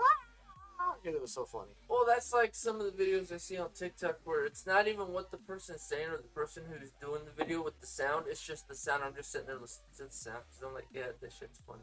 And true. Yeah, I might. But that's when I get onto TikTok. I haven't gone on to TikTok in. It's been a couple weeks since I got on TikTok, and then I got on. I think it was yesterday or the day before. Yeah. And I saw a sound, and I'm like, okay, I'm gonna do the sound. It was the whole, what I was saying, the horoscope stare with your zodiac. Yeah. Because I haven't done a freaking TikTok because that's not my main platform. My main platform's here on TikTok, on Twitch with you, or just goofing off. Yeah. Doing whatever the hell I want. And it is what it is. And I don't know, I got on and I've had more people hop onto my freaking bandwagon and start following me and shit on TikTok just doing the one post because I haven't posted in 2 weeks than I've had freaking. And when I did it last time, I had like 1 or 2 people on. I had like 5 or 6 people. This time, I don't know if they're the people that already follow me or whatnot, but they just hopped on the bandwagon. I'm like, oh, that's nice. Well, last time, this last episode, I went on my soapbox for fucking 40 minutes about mental health and stuff, and I was expecting that, like, when she started reading out the book, that it would be a completely different territory than we've covered, before. And Yeah. it was expecting, people to pop in, but no one's popped in so far. So it's been kind of weird. Us talking about mental health but see, we go on to weird topics at random. We're random as shit. That's why I literally put it on my thing. I talk about random crap or just... I even changed it from what I said on my channel to playing a certain game to play whatever the hell game I feel like playing that day. Yeah. I mean, because I can literally plug in my computer at home, sit there, goof off, and play the, Dragon Block C, the DBZ mod for Minecraft. I can play that for 2 or 3 hours, just running around trying to level up or trying to build a house, play Minecraft with DBZ power so I can fly around, I don't have to walk around. Yeah. To find shit faster. The only issue I have with that is because my computer is not as amped up as I'd like it to be. On the loading, well, no, because I only have it loading so many blocks. Yeah. And because how fast I can fly, because how power up I like to do my characters, I'm so far I don't even freaking report that or haven't even live done that one. I actually might do that one tomorrow on Twitch live stream. I'm gonna go fill this up and carry on. I'll keep them occupied with nipples and tits and booty holes and dicks and whatnot. Cool. And then hopefully And then we'll have to transfer ourselves from Twitch to fucking Pornhub, and then everybody will be watching our shit on Pornhub. millionaires. Woo! Yeah. Actually, from what I've heard from, what is it, Ginger, I can't remember her name because I can't look on my phone because that would stop the stream on the phone. But there's a chick one of the chicks I follow on Instagram and on a few other platforms. Ginger Banks. She's made comments and she's posted about how it's bad for the porn industry and the porn stars because they get effed out of half their money by Pornhub and whatnot. It's easier to just do a fans only nowadays because you actually get most of your money. That's like YouTube and Twitch. If you donate, which would be greatly appreciated if there's anybody scrolling through, sit, watch, listen to my goofiness. Because why not? But my thing is I want to be there so that way people come and watch. But I also want to get into, talking on Twitch. I want to be here to talk about specifics. Like, I want to raise money so that way I can build a new computer. There's hoping might take $1,000, but I just want to build a decent new computer with a decent processor and decent freaking video card and whatnot, or capture card. Actually, I'll probably have to put the capture card in my older computer because that one seems to run the streams perfectly fine. I just need a gaming computer so that way I can freaking do it, or I'm going to end up getting a computer for playing games and have a laptop for streaming, or vice versa. I have like 15 different concepts of how to do it in my head, but my one computer is so old. Let's see, we're in 2021, so I got it it'll be 9 years ago this year in like 3 or 4 months. So I have a 9-year-old computer. I'm trying to slightly upgrade a little bit here and there because I don't know if I'd be able to find the CPUs that I know can work for that motherboard to upgrade it. Because how old it is. Well, not just that. It's the whole eBay thing. It's whether or not me getting one, I'll actually get it from the person I'm buying it from, or that'd be like going through AliExpress or one of the things like that. I just want to buy a freaking computer that's like 5 years old and try to use that to bullshit upgrade my computer that's almost 10 years old. So that way I can do what I do and be a complete goofball about it and just bullshit upgrade my computer. Because I'm going to keep the hard drive I got, and I'm going to buy a 1 terabyte hard drive or SSD. Well, not hard drive, SSD. Let me rephrase that. And then I'm just going to copy it onto my other SSD. So, it is what it is. But that's my plan. But you know me, I also like working out because you guys see me work out. Y'all have been with me to the gym. I like working out. I also want to be the whole like Goku, or like you were saying, I am the new governor. Yeah. And just flex and be like, oh my god, look at his muscle. You still haven't seen the best muscle. Come into the private room, I'll show you the big one. That shit. But it is what it is. But I mean, I would love to make money here on Twitch, but I'm not, known well enough because I don't have the money to do all of the, stuff I want to do. Which is also another reason why I want to build a computer, because then I could, Thomas, this is really starting to work my... Why? Click into the red part on this. So that way that blue isn't just sitting there, or just scroll it off. So that way, thank you. Because it's making my eye quit. But I want to buy some of this stuff so that way I can put up videos of me just... He's talking about on the OBS stream right here. We have the green screen, and on the green screen there was lines on each side, and it was bugging the shit out of me. You won't see it on the green screen on Twitch, but you'll see it here. Not yet. Yeah, you won't see it what I'm talking about. Like I said, give me 2 or 3 months. But that's why I want to try to raise money through my Twitch or through my YouTube. But that's why the whole getting another laptop, getting another computer, setting up crap at your house, clearing off this shelf over here, and just setting it up. Laptop there, my computer set up here with a webcam and my mini monitor that I keep bringing, the 20-incher, and just setting it up so that way I can stream on multiple things, and then on my phone I can sit here and, okay, since you're telling me to check the chat and keep up with it on my phone, okay, yes, review bullshit like technology and whatnot. Okay, I just upgraded the computer. I just did this. It built my first computer in 9 years. Yes. Sort of shit. This, by the way, is my new writing laptop. I'll be writing on this thing and probably writing scripts, writing the rest of, writing the second book. You gotta finish writing the second book. I'll figure out how to turn the first book into a script so that way we can make a TV show or movie. Well, that's the thing. That's why you adapt it. And I've got ideas for that. But this is my writing laptop. This is the little beastie boy that I got recently. So, I actually what's funny I had is to slightly used push it him for into that. buying it so that way he'd get back into writing. Yeah, no, both of us. Yeah, Had to because switch it over, so. I don't tend to do that. I tend to take care of the family and tend to take care of everybody else but myself. And then I finally take care of myself after a bunch of urging and then kicking in my ass. Because I don't do that. I don't do very well at rewarding myself or doing stuff for myself. I mostly just do it for the family, like the kids, the wife, all that fun jazz. But And that's my mentality. That's why I've decided this year I'm throwing myself in as governor. I'm dragging your ass along with me, and we're buying some computer shit so that way we can actually stream and whatnot. yeah. That's my plan. Is to get well enough so that way we can play whatever games we want to on like Fridays or Saturday nights. You can write your books.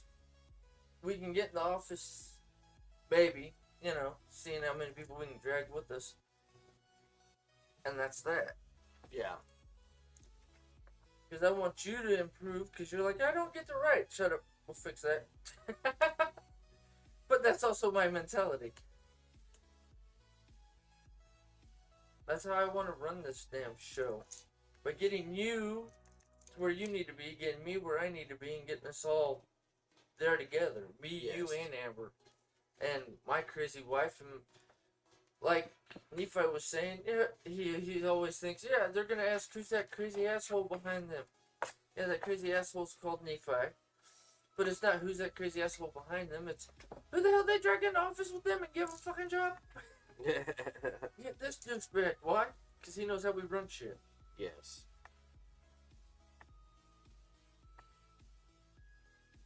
Okay, do we have a charger up here I can plug this into? No fucking clue. Nope, I don't have any micro USB chargers. Okay. Is it like dead or something? It's almost dead. That sucks. That's the only reason I asked. I mean, well, we've been on for like an hour and 13 minutes. I'm not really worried about it. It just is what it is. Yeah. So should I read out chapter 5? No. I told you, just skip a chapter or two. If you're gonna read out a chapter, go to chapter 3. I read chapter 3 earlier. Huh? I read chapter 3 earlier today. You did, but Yeah. not to our people. Yeah. Not to this. The randomness that will be YouTube and goofiness. Like I said, we got to entice them. If you want to burn half an hour because Amber read the first chapter, I told you, read chapter 3 or 4. Or if you want to read chapter 2, and then next week we'll skip a couple chapters and make them go from there. What I'll do is I'll read chapter 4. Okay.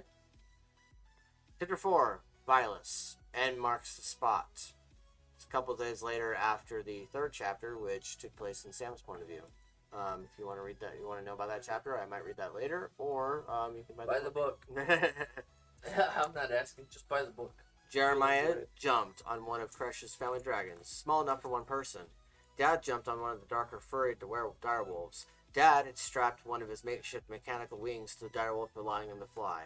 The daytime air breezed by, and Jeremiah and his dad made sure to wear their hoods to protect them from the sun. They didn't turn to ash, despite some movies that were made would suggest, but they burned badly after extended exposure to the orange, angry, giant gas ball. Humans had it lucky. They only got bad enough sunburns where the radiation would cause their skin to peel or boil. If the vampires stayed too long, their skin did eventually begin to fall off in layers. Jeremiah was forced to see that once or twice when his father interrogated people. like the dude who Sam had tried to save just a couple big weeks prior. A human will burn badly depending on their skin sensitivity. A vampire will burn away worse within just a few hours, and has much higher sensitivity. He'd been forced to watch this exact thing and see the guy's face begin to peel off in layers as his ivory skin began to fall away like a cigarette after it reached its peak burning. His thoughts drifted away while in flight, seeing all the buildings pass below. The thing about dragons and direwolves is that they moved really fast. A normal human's mouth would be flapping, and if a vampire didn't train and adapt themselves, their mouth would be wobbling too. He found himself also thinking of school starting soon again. The standard general studies, arithmetics, battle tactics, general languages, and history were cycling through their first years of their high-level learning.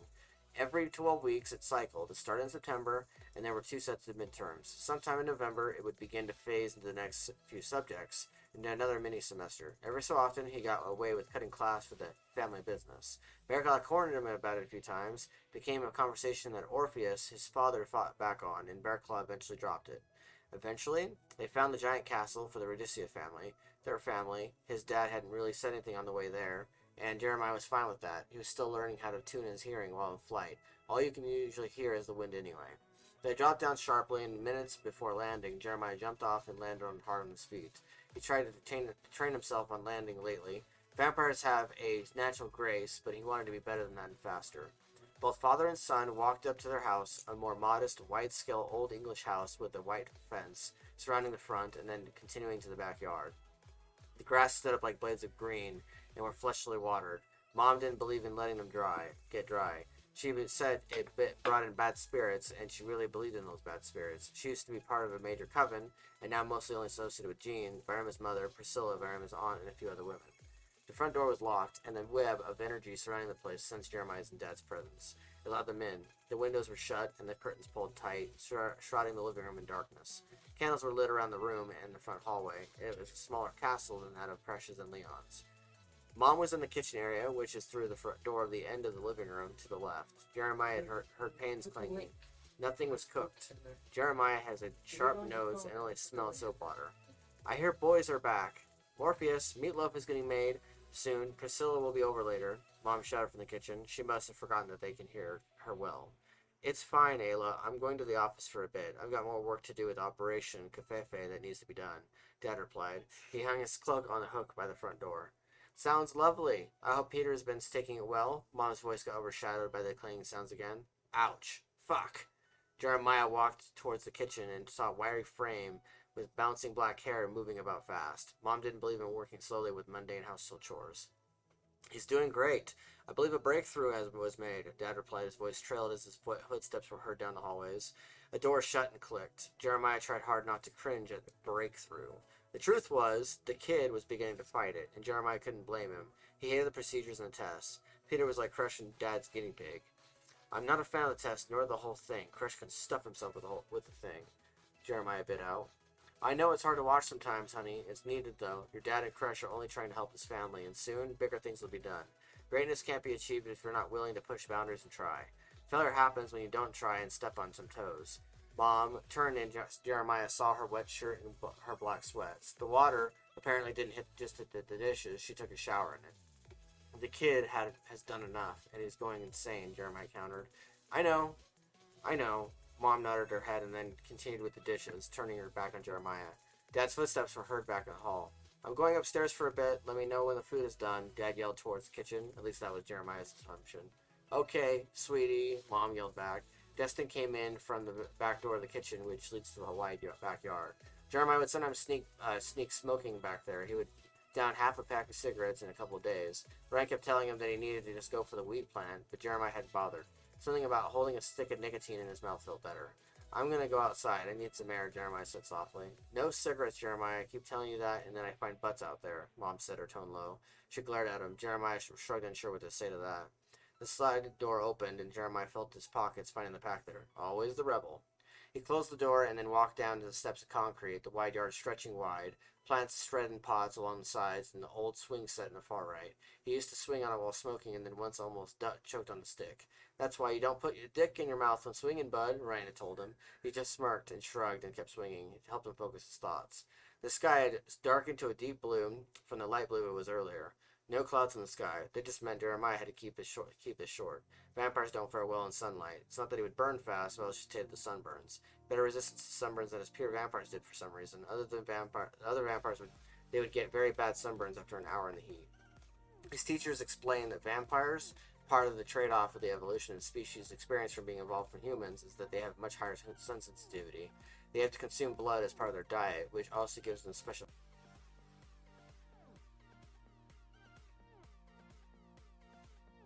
about his thoughts, his chest tightening to the nice burn that emanated down his throat. His mind cleared and he took a deep breath, blowing out the air. When he was done, after a few more large puffs, he put out a stick on a darkened leaf and still bounced on the grass, leaning against the swing. Destin was smart enough to leave it there. She didn't smoke, but she knew he did and helped keep it tight to her chest. Slide door open, slip inside. Mom was now finishing up the food. Go tell him it's done, Mom said. She was setting bowls and silverware on the table. Weren't you going to do it? Jeremiah shrugged. Busy with us now unless you're going to do it, she smirked at him. Screw that. Jeremiah dismissed the opportunity. He rounded the corner and started running up the stairs.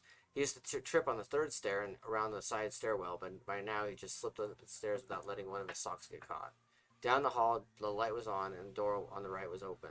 Jeremiah's throat constricted and bile fought its way up to his throat, and it took a minute to process what he saw. Confusion riddled his mind, and he felt it cave to rage. Two bodies were on the floor, one female, Destin's hair sprawled on the ground, and his father, Orpheus, was making pelvic thrusts, and Destin was moaning and groaning. Both had their underclothing off, bare asses. Destin was rubbing on the foot on the floor. Her head was buried in his shoulder, and her face was blank of expression. Every few thrusts, her face would constrict. Pain, sadness, and then the blank mask would slip on. See? This is how you do it, sweetie, Dad said in between his pants. Both were breathing heavily. Jeremiah was frozen in place, and if he wasn't confused or feeling the dark, angry pit of death that wanted to throw Dad against the wall, nor the fact that Jeremiah was still a kid, she meant Orpheus in a blank mask stayed in place and didn't slip. Jeremiah tried to speak, and his voice failed to work, fighting against the rush of raw anger. He choked on bile. He had to tighten his hold on the doorway, his nails digging deep into the paint and plaster. Dad's back was pinned against the foot of the wooden bed frame. They were in Destin's room, her band posters on the wall, a plush cat pillow, innocently on its side, winking at Jeremiah despite the jagged knife of a scene in front of him. He felt the cold, jagged claws climb up and down his skin, making his hair stand on end. Dad caught sight of him, no surprise in his eyes, only, you do or say anything and you die where you stand. The look of deathly greed in his eyes, a red glow emanating from his face. Yes, love, do it like you did the last few times. You want to help Daddy, don't you? Dad spoke softly and distant rhythmically under her head as if in a repetitive trance. Jeremiah felt his voice crawl back into his throat, but he still couldn't speak. He ran to the bathroom instead, further down the hall, shut the door, and managed to make the toilet bowl in time to retch in the porcelain grin of white. Wet, slushy blood and black liquid dripped from Jeremiah's mouth. His mind felt like it was imploding. Giant knives stabbing the back of his neck with cold sweat. He opened his mouth to scream, but nothing came out. His voice hid back in his throat with the rest of the bile and disgust. When he was done retching, he ran water from the sink over his face, glaring at his reflection. Especially since the non-bald reflection of his father stared back. He had his mother's eyes, but his father's John nose. He wanted to scratch it all off. He scratched the reflection instead, making jagged arcs down the middle of the mirror. Fucking piece of shit. Jeremiah's voice cracked out after being dormant. Want to kill him. Rip into pieces. What the fuck is going on? Does Mom even know? Why is Destin even doing it? He couldn't even get the decrepit image out of his head. He thought he'd seen way worse. He'd seen death, light leaving a man's eyes. Watched the spikes grow through bodies, killing people for his father, or at least assisted him. He just felt responsible. Watching Dad do those things to his sister was worse. The worst thing in the world is seeing her face vacant like that, accepting her fate, letting it all happen. Not that Dad would probably gave her much choice. He hated Orpheus, needed another cigarette. He couldn't lose his cool. How else would Mom react? Hey Mom, guess what I found Dad doing? Fucking my sister, your daughter, sweet Destin. Yeah, that would go over well. Mom loved Orpheus. That wasn't his father anymore. He wanted no part of him now, but he couldn't just stop helping Orpheus out of nowhere. He took a deep breath, shut the door quickly, slipped his way down the stairs. They were still in the room. Only voices were coming out of the room now, but he couldn't stomach listening to them. His mind betrayed him, imagining dialogue that he forced back out of his head. He could feel his gag reflex kicking in. Yuck. Hey, honey, what, going outside again? Hey, you're super pale now. Mom's voice trailed off in the distance, despite her being just a few feet away. I'm a fucking vampire, Jeremiah deadpanned. Language, Jay, Mom sighed. Jeremiah ignored her. He slid the door shut and slammed off to the swing set, another stick in his mouth, lit it. He didn't swing, just sat there, unsure what he was going to do. What does he do? The only thing he knows how to do is kill. It's what he believed he was good at, what he was made for. He's a vampire, for fuck's sake. They were made to kill. Kill, kill, kill. Rid life from the wicked cleansing of the more demented kind. He took more puffs off the stick of death, basking in it, letting it ease his mind. Deep breaths, he needed to clear his mind. Hey, buddy, are you out there? Mom says to come inside. Orpheus chuckled, but his eyes warned Jeremiah. Jeremiah just glared back. He had heard Crash talk a few weeks back of some mission he'd wanted to be done. Some asshole they wanted tracking down and selling little girls. Crash and his father worked together inside the lab, testing on something called a serum. And then Orpheus fed details from the streets to Crash, who served as king of Brachia. Jeremiah knew what he needed to do. If he couldn't kill his father now, he would kill some other scumbag. Minutes later, he managed to stomach some mouthfuls of stew. He didn't taste it very much that night. He was too engrossed in forming some plan, some way to strike. Mom and Dad were engrossed in their conversation. Where was that guy you and Crash were trying to track? Jeremiah asked Orpheus. Orpheus glanced at him and his eyes glinted. Oh, wanting to play hunter? Orpheus asked. You're not doing anything tonight but homework, mister, Mom said. Hey, Mom spoke, but if you were to find him, I've heard some of Precious council meetings that they heard a guy who likes to hunt fish down by the docks of the Barrens. You'd have to actually look for him. He keeps himself incognito, but when he conducts business, he likes a red. I suggest you later in the week, when we're with you. Right, Orpheus grinned. I'm not saying you are, and homework does come first. I think you should definitely do homework. Mom gave him a warning glance. Hey, I'm not encouraging. I'm just saying. Right? Orpheus nudged Jessica playfully, who mostly ignored him. Continued playing with her food. She just muttered, uh-huh. Jeremiah looked down at his murky, now not so interesting bowl of stew. I just messed it up. He wished Orpheus hadn't not encouraged. He'd be helping him. Later that night, after they'd all filed out to do nightly routines like go to bed or study, Jeremiah just kept sitting at the table, lost in thought. He found a folder under the table on the chair. He showed him a file on the aforementioned dirtbag. He definitely liked red, and his face was clad in bushy, coarse red hair. The suit was dark crimson in the mugshot. Crash collects mugshots, apparently. It had the emblem of Crash's seal on it, with dragon serpents grinning and dancing in a circle like they were trying to eat each other's tail. He slid out the door, not even stepping off the porch, and lit another stick. He needed some air. He didn't believe he'd find the guy, so he figured he'd go to some place that provided solace and love to clear his mind. And yes, I'm aware that Violas likes to smoke, okay? I'm aware that there's been a couple different times where I've talked about stuff, but this guy's got severe anxiety, and that's part of why he's doing that. Next section. An hour later, after putting on a cloak that his mom had forgotten by the door, which was imbued by her magic, he could feel the energy coursing off it. He made his way to the joint. It took an extra hour, and he had snagged one of the family dragons, Ozar, the dark tan one's scales that were colored with smoky hues, eyes golden like the sun. You saw this guy around? I heard he likes hanging by the Barrens. Jeremiah dropped the file on the counter, and Orion turned around after taking some stock of the magic plant his parents sold like cigarettes. Yeah? A few times. Why? He really likes purple mist, Orion said almost offhanded, and raked a hand over his ears, jerked his head to the left a bit. Oh, that's a good spot. He kept scratching his left ear. Sorry, I think I've got fleas. I don't need them. Jeremiah took a step back. They're murder. Definitely don't get them. They think I'm a walking hotel. Only I'm trying to stay closed for business, Orion smirked. So you've seen him. How often? Jeremiah jerked his finger to the portrait of the dirt bag. Yeah, he came in last week. I think he's coming by later tonight. Always does. Orion waved a finger. Hold on. He ran out to the bathroom down by the back. Sorry, guy. Orion's been getting fleas lately. It's the one time I'm glad I'm adopted, Seamus said, Orion's brother, sitting on the stool by the bar. It's whatever. I'm just trying to track down this bastard down. He's a trafficker, Jeremiah grunted. Of weed? Seamus perked up. Little girls, Jeremiah bit out. Oh, wait. Do they like weed? Seamus asked clueless. No, I don't think they do. I think they get forced to suck dick. If he wasn't having such a nut shit night, he'd be impulsed to chuckle at Seamus' naivety. That's nasty. Who'd want to suck dick? Not you, I hope. Seamus said, eyes wide. The only stick that's going in my mouth hole is the cig. Jeremiah pointed at his pack. Hey, I heard purple mist is good. Try one? Seamus perked up again and pointed at the balls of a pack of weed. Not yet, Jeremiah said. I would, a voice said behind Jeremiah, a girl's voice, a familiar voice. Thought you were at home, Jeremiah said. He turned and saw his sister, Destin. Her face was missing any notion of what just happened just hours ago. She also wore tight pants that obscured her legs with a black skirt over the top. Seamus blinked while she winked. Hey there, Seamus. Her dark hair ran down her back with blonde highlights. Her lips had layers dressed in red lipstick. I was home, but just in case you forgot, we have a study group, even though we're about to enter fall semester soon. Peter's about to be here, and so will Bearclaw and some others from history class. Maybe Lionel will also be here. I know Leon might be, even though she said her family wanted her to spend a holiday with them. Oh, right. Study groups. Are you doing okay? At home?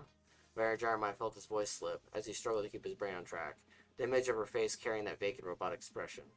I'm fine, V. Just fine. Don't worry about it. Justin waved off her brother. Jeremiah blinked, realizing she'd used his gang nickname as a deflection, especially since the mask of composure that had edged off on her face flickered for a brief second.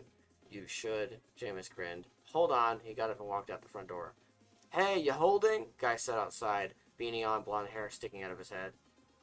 No, Jay, it's inside, dumbass. Seamus narrowed his eyes.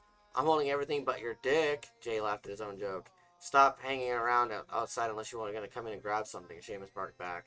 No need to be a dick, guy. Fuck, Javis said. Can you believe this fucking asshole, Bobby boy? Shorter guy in a dark cloak nodded his head.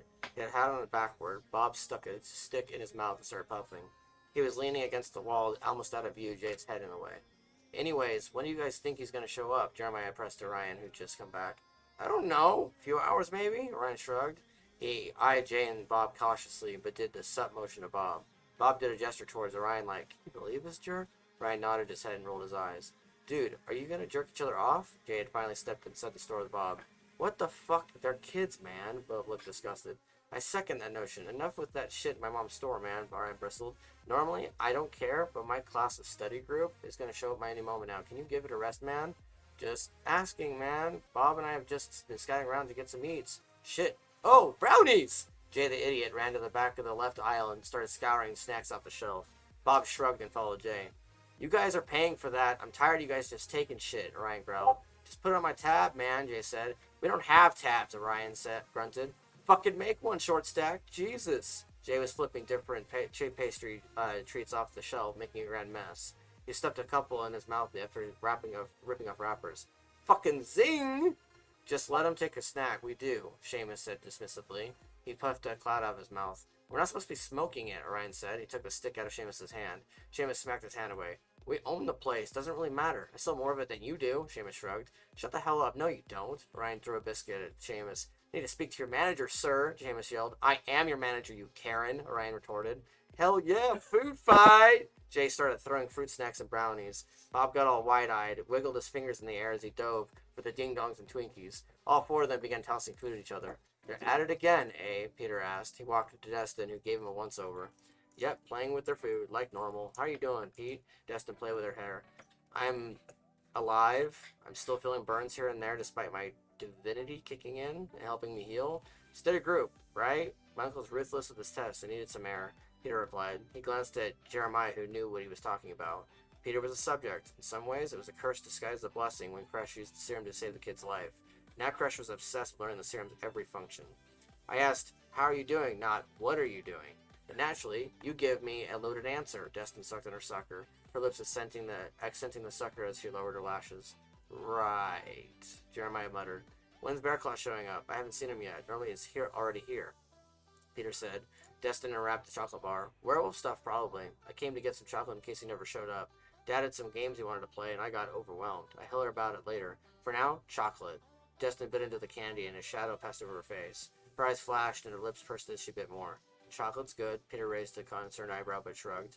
It is, Destin grinned. She licked her lips and gestured at the bar. Want a bite? Both Peter and Destin began munching on her chocolate bar, and Jeremiah saw a flash of red pass through the window. Jeremiah made to follow the flicker of red into the night. Next section. He slid out the doors. The guy was slipping up the street and had a red suit. A little girl trailed behind him.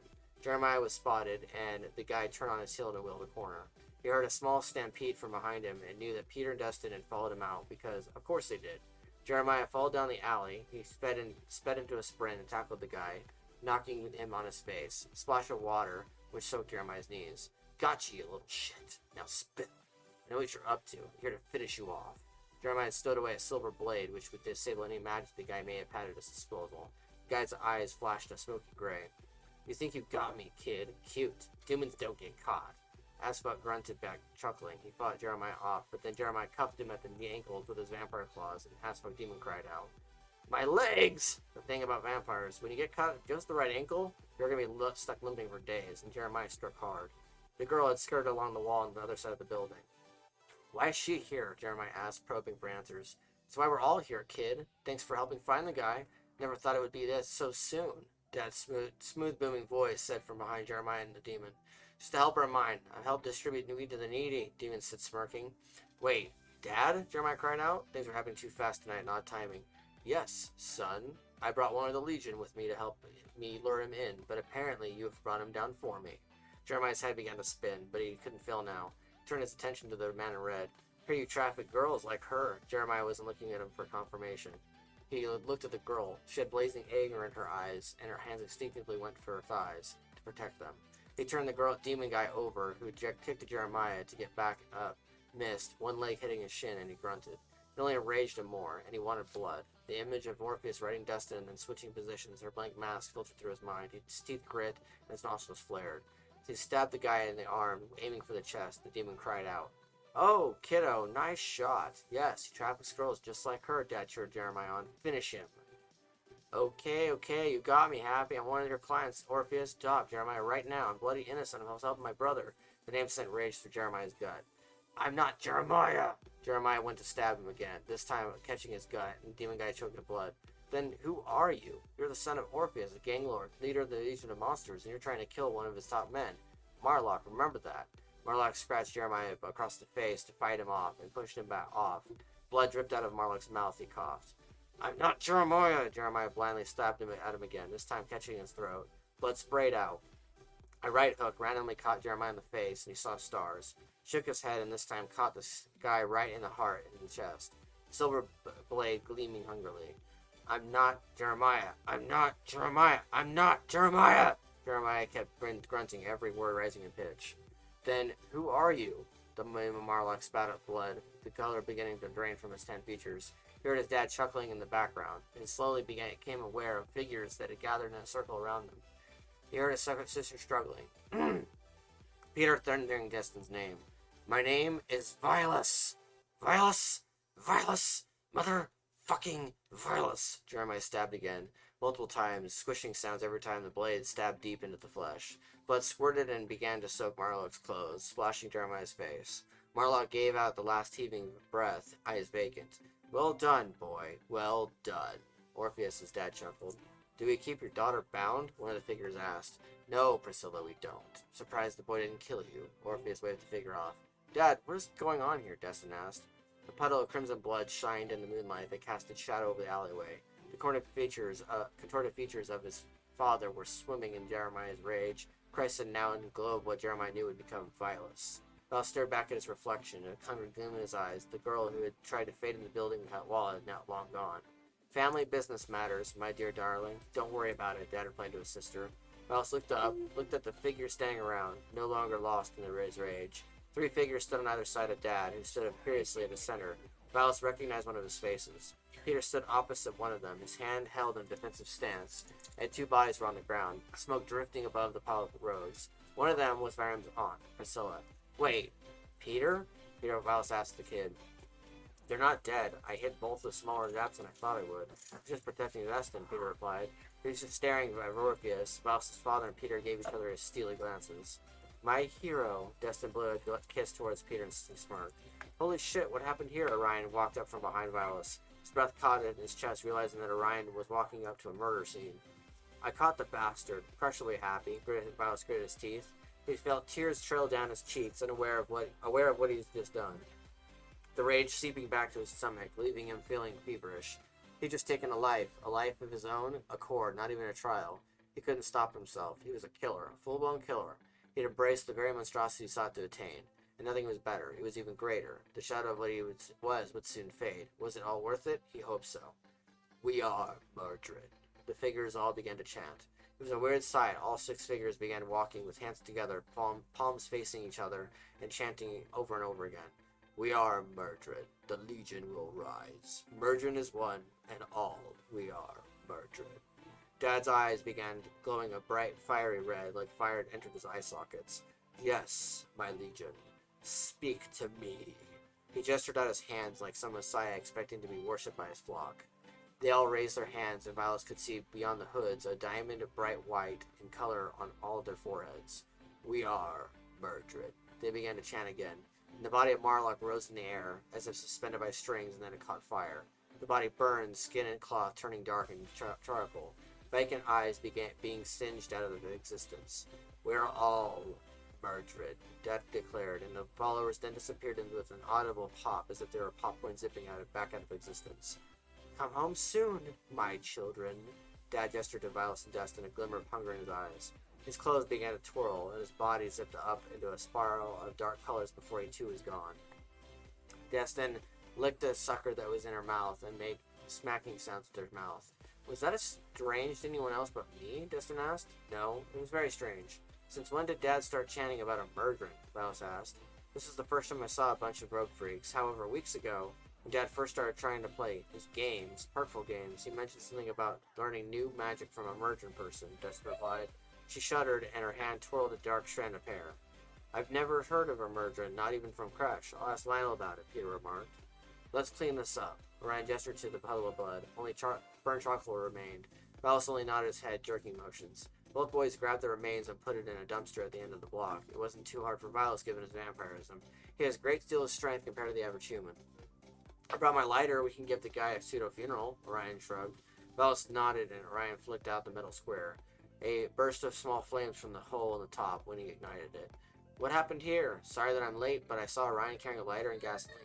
What are my students doing outside this late at night? Bearclaw asked. He stood behind Orion. His face was heavily lined with hair, more than your standard beard, a tail that seemed to have its own mind swished behind him. His eyes flickered yellow. Oh, Teach, hey there, my dad. He's in a weird gang of weird extremists, and I had to save Peter and Destin here. And some other girl who left. Miles attempted to explain this to his history teacher.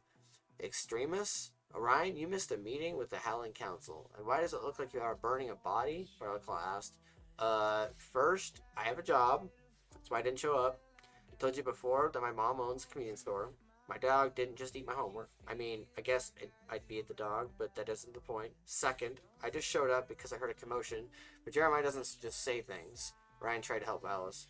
My dad is weird, talks to hooded people, and may be possessed by a demon or murdered. We aren't sure yet, Destin said, like one who would blurt out, it's just raining. Barraclaw pursed his lips and blinked at the attempted explanations as to why they just tossed a dead body into a dumpster. Was he innocent? Barraclaw asked after a moment. So if my dad's a crime lord and maybe doing some weird stuff with King Crash, probably not. I guess you'd have to ask him and consult his pet rocks, Alice said. Bearclaw blinked like he was trying to decide something. For my time around your father and Peter's uncle, I believe you. Demons are better left burned, the bad kind anyway, Bearclaw said. Right, Alice said. Extremists, thanks for telling me. I need to talk to King Leon. In the meantime, let's give this poor soul a period of rest. Bearclaw nodded at them. Just then, Valis saw a black, hairy body walking in the street. Ares? Valis said softly. The shaggy black hellhound jerked his head, tilting it, our ears perked. Ares, is that you? Valis asked. The one and only, what's up, Jay? Ares asked. High pod, Valis' palm. I don't go by the name anymore, Valis grunted. Bearclaw witnessed the exchange and raised an eyebrow at this. Then what do you go by? Smelly vampire? Ares yipped. Very funny, Mud. Valis grunted. No, I decided on Valis, so more fitting. Oh, sure. Okay, Violus. What happened? Harry sniffed him. You look like you took a bath and bought him a buffet at one of those vampire bars. I feel like I did. Feel more refreshed, but also unsure of where I'm at, Violus admitted. Why am I telling you this? Because you feel like it? Because people tend to tell me things, especially on my walks, Ares barked. Tell Ares stuff sometimes, too. Like when Daddy's mean, Destin said, smacking her lips. Oh, I feel torn, Violus muttered. Cast glanced at his sister, who just shrugged at him. Hey, pup. Stay to the side so you don't get burned, okay? Bearclaw pet Ares. We'll be right back. Bearclaw clapped at Alice on the shoulder and left with Orion. Oh, I killed a burger a little bit ago. Wait, that doesn't count as a person, right? Tasty, like cow meat. Ares licked his lips as if thinking about it. No, it's just a cow, Valis smirked. Okay, anyways, you killed someone or hurt them and feel guilty now. Did they deserve it? Ares asked. Yeah, they did, Valis answered, now less sure of himself. I'd say he did, or at least he seemed like he did, Destin said. Then that's that. My vampire Peter wouldn't see great things in you if you weren't made of the right stuff, Ares said. How would you know that? He's just a kid, Valis muttered. I just know it. He's my vampire kid. Remember that, Ares sniffed. He sniffed the dumpster, probably looking for a stray burger in case instead he peed on it. I'm back. Got a bottle full of vodka and my lighter. Ryan fingered a silver square in one hand and a bottle in the other. He started showering the liquid in the inside with the liquid. He then started small flames and then grabbed a lighter and a sock with more vodka apparently sprayed on it. Bearclaw carried an extra bottle of whiskey and a pack of smokes. What's on the sock? Why are you burning it? Valis asked, curious. Huh! Seamus did some stuff to it. It looked like a Jackson Pollock painting under a black light. Lots of swimmers. Ryan winkled his nose. It's better off burnt. You can just pee on it, Ares said. Not everyone pees on things, Ares, Ryan said. Ares huffed and shook his fur. What a waste of a good sock. I could chew on it, Ares barked. You wouldn't want to chew on this one, Ryan gestured at the thing. The dumpster was now in flames, and a crackling fire burned in the air. Smells of dead flesh, rotted burgers, trash, and other shit hit the air. Voss wrinked his nose. I'm gonna need this. Ryan flicked a lighter out and a stick in his mouth. Want some? He puffed out a smoke cloud and gestured the stick at Valis. Some good shit. Purple mist. Barrett took a swig of the whiskey. Is that the bot for the body or for you? Valis asked his teacher. Definitely for me. Barraclaw winked at Valis. Ooh, Destin looked at her lips and stole a swig off the stick of green. She blew a puff of smoke at Peter and playfully inhaled it. An eyebrow lifted on her forehead, and she took another puff and blew it in his face. He blew it back at her, taking a puff on the stick, and she wouldn't let go, so their fingers were both holding the stick. Stop flirting with Peter, Destin, Valis grunted. I do what I want, brother. Destin sucked on her sucker candy again. No harm done, buddy. Just having some fun, Peter put up a hand. Dude, just smoke this and let's chill. Forget what happened, Ryan said. He handed Valis the green stick, taking it from Peter, and Destin pouted. Why the fuck not? Valis shrugged, took a puff, and felt like a rush of air flew through his brain, like it was on ice, but in a good relaxing way. Everything slowed down, fire crackling, Ares scratching his ear, Orion doing the same with his ear in unison. Vampire, werewolves, teacher and students, succubus sister, and hellhound all watching the night go ablaze with glory, the moon looming over in a hungry gaze. That's the end of chapter 4. Well, you got a comment from a chick, and since it's on your Twitch, I just made comments and Amber dropped the link. Is this a story or a Bible? This is my book. Wow, that's deep. Good book. We'll put a link for the book. Sick, I might buy it. Thank you. Oh yeah. This is my debut I was novel. just typing for him while he was reading. If you're still around, this is my debut novel. Thanks for sticking around, by the way, if you did. It's my debut novel for young adults / adults. It's a little dark for children, so I would say it's more for adults, but both can enjoy it. I know teenagers are a little darker these days, but it's dark fantasy, horror, action, adventure, and I basically read a chapter out because that one's one of the ones where it gets deeper into the plot and you get to hear more of like bigger power players. The last chapter, which is chapter 3, before then, I read out earlier on a different thing on Discord, but that one a bit more crowded. This one's a bit more personal, and so it feels less busy. But yeah, so this is Vilas's point of view, in which he goes from being Jeremiah, who he was before, to being Vilas. It's like his introduction chapter. So that's a little bit of background backstory behind that. Don't give them too much, they won't buy the book. Although we already put the link in there, right? Amber did that. I'm not giving him too much. I'm basically giving him context of like, hey, this is why I went to chapter 4 versus chapter 1. Because each chapter is going to be narrated by a different character. So I have like my five characters, and every single part of the story, there's 4. Every single part of the story, there's a different a narrator narrates that chapter. So it's like part 1 of Vilas, part 2 of Vilas, 3 and 4, etc. And so each character has a different part. That was just Judy. Yeah.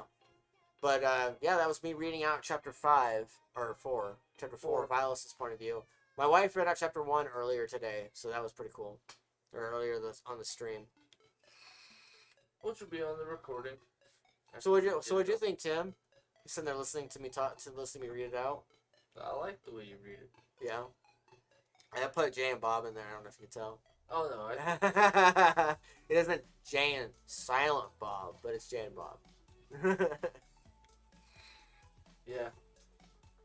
But they act very similarly. They're described similarly. But in these stories, they're gonna have like their own character arc at some point. They're not gonna be the same people. I have to differentiate that so I can avoid a copyright strike. And have someone be like, "You plagiarized." It's like, no, I didn't. It's a love letter. yes, you're in love with Silent Bob. Yes. Oh, it's just Judy. I guess because you said, "Oh, it's just Judy." You're like, Dude, this is look mean. It's But funny, it's we're about all. time to end because I gotta go pee and it's 2:30, so I gotta get up and get the kids. It's church in the morning. All right. So I guess we're gonna call it for this this episode. So Stream slash yeah. episode. yeah, it started out like with a bunch of buffoonery. One of us read a chapter, and then more buffoonery, and then the other one read the chapter. My chapters are there's some humor in there, I promise, but it's also very grimdark fantasy. So it's not a lot of horror themes in there, rather than like comedy. So you're gonna get some comedy, but they're gonna be like evenly spaced out type of thing. But Definitely. but yeah, so you're gonna spend. We're gonna try to do that more often. Like on the later episodes, we're gonna try and have me or my wife or someone read out parts like different chapters of the story. That way you guys can like at least hear what it's about. Because I keep talking about it in the previous episodes. I've talked about it nonstop. This is me reading it, so giving you guys actually what it looks like. But this has been Crazy Peas. I'm Thomas Paxton, I'm Tim Potter. and have a week. Take it easy, y'all. The fuck's a mouse? Over there.